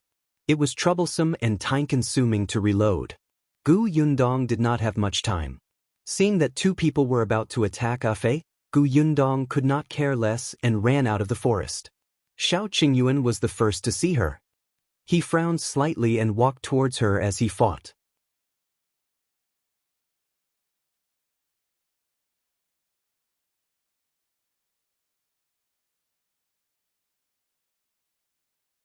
Chapter 437.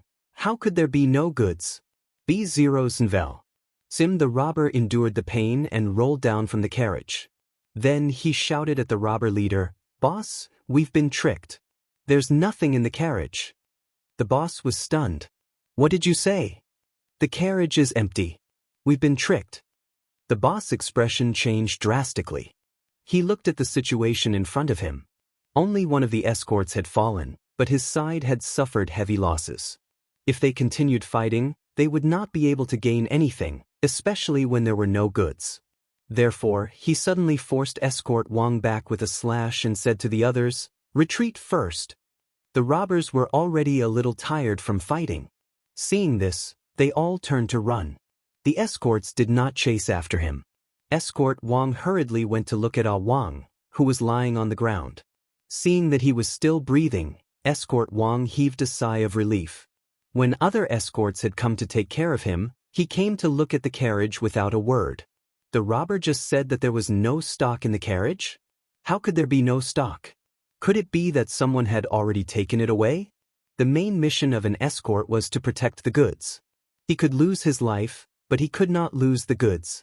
Seeing that he was about to get into the carriage, Yundong immediately went up.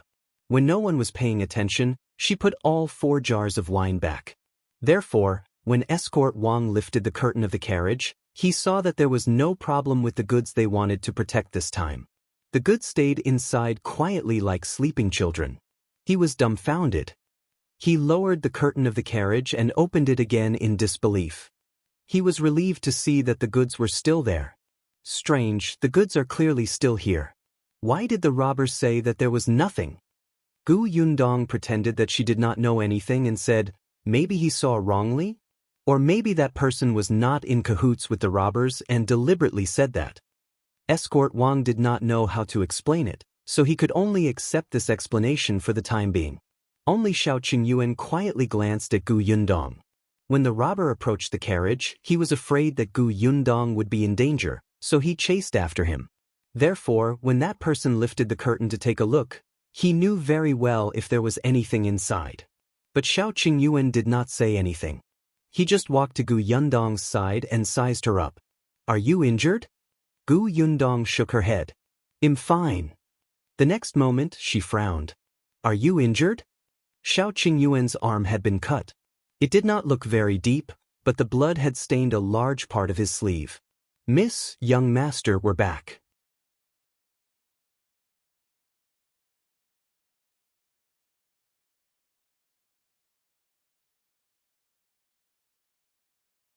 Chapter 438. What Shao Qingyuan did B0 Nvel. Siem Yundong hurriedly ran over to check on Ah Wang. However, she was not a doctor. Although she had prepared a complete medical kit, It was obvious that Wang had suffered internal injuries. The escort agency had also prepared all kinds of medicine for injuries, but the medicine for internal injuries had been knocked to the ground in the fight just now. At this moment, they had all been trampled. On the other hand, Qingyuan went forward and looked at Wang carefully. Then, he turned around and got into the carriage. After a while, he took out a small porcelain bottle and handed it to Escort Wang. "This is a pill I made myself. It's for internal injuries. If you trust me, you can give it a try." "You made your own pills?" Not only Escort Wang, but even Yundong was shocked. "No, since when did he know how to make pills?" Escort Wang was a little hesitant, but Wang could not help but spit out another mouthful of blood. The situation was a little bad. He gritted his teeth.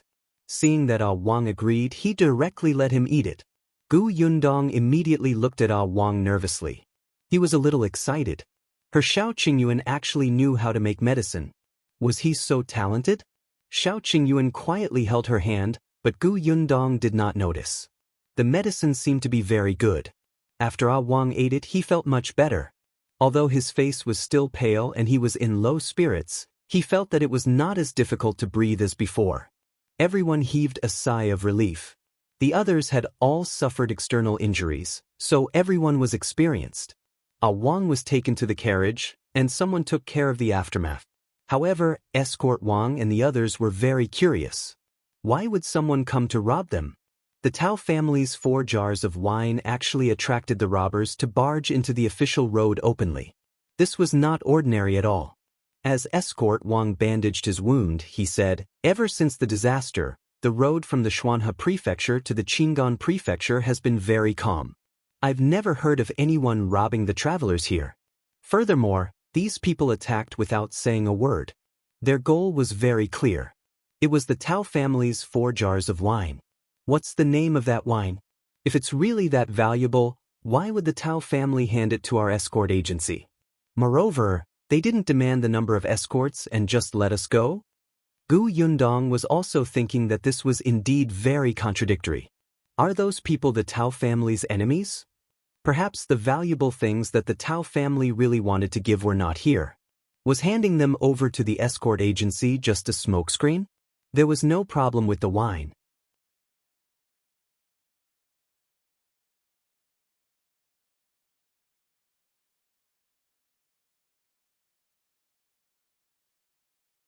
Chapter 439. Hugging Again B0 Zenvel. CM Qingyuan smiled. "I've never learned it." "Huh." A question mark slowly appeared in Yundong's mind. "Do you still remember the medical book you gave me?" He was referring to the medical book that Yundong had copied from Song de Jiang. At that time, Yundong had given it to him so that he could read it and remember the herbs inside. If he saw the herbs in the mountains in the future, he would not miss them. At that time, Qingyuan remembered the book after reading it once. It made Yundong feel defeated. After that, the book was left with him. In addition to the medicinal ingredients recorded in the book, there were also a few common formulas written at the end. I tried according to the words written on it and happened to make such a medicine to treat internal injuries. Later, I fed this medicine to the wild rabbit. There was no problem, so I took it to an old doctor in the county. After the old doctor saw it, he bought 2 small bottles. Yundong's mouth was wide open in disbelief. Wait, he made it just because he saw the formula. Moreover, the old doctor even bought the pills from him? What's wrong? Qingyuan held her hand.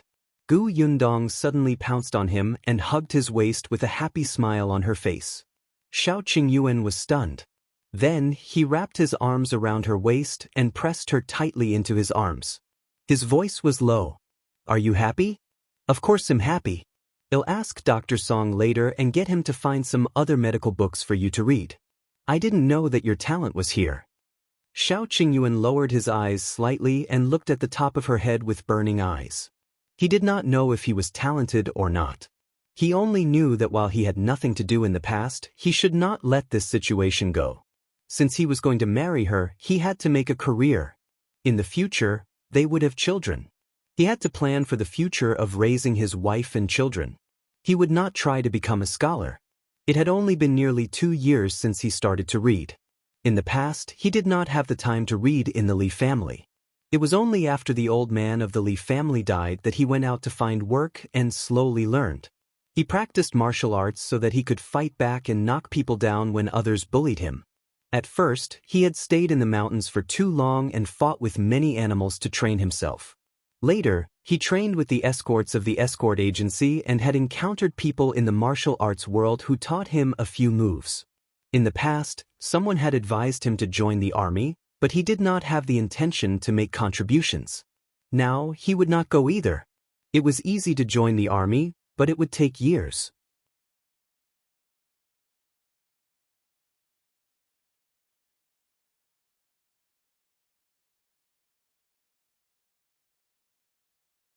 Chapter 440. Going to Wanqing Prefecture alone B0 Zenvel. The carriage rolled forward. It did not rest much along the way. At night, Yundong fell asleep in Shao Qingyuan's arms. Shao Qingyuan looked at her smiling face and couldn't help but think of the scene in the day. He was sure that he hadn't seen wrongly when the 4 jars of wine suddenly disappeared and appeared again. He didn't know what kind of trick she had used to fool the robbers and him, but she clearly had no intention of saying it, so he didn't ask. The carriage arrived at Qingyuan Prefecture on the morning of the 3rd day. They did not encounter any robbers along the way, and everyone heaved a sigh of relief. Wang was much better. He ate 2 more pills given by Shao Qingyuan. They were indeed effective. Because of this, escort Wang even bought a small bottle from him. Yundong and Shao Qingyuan were separated at the city gate. She had no intention of entering the city. Shao Qingyuan could only remind her to be careful on the road. Then, he frowned and accompanied her for a long distance before returning.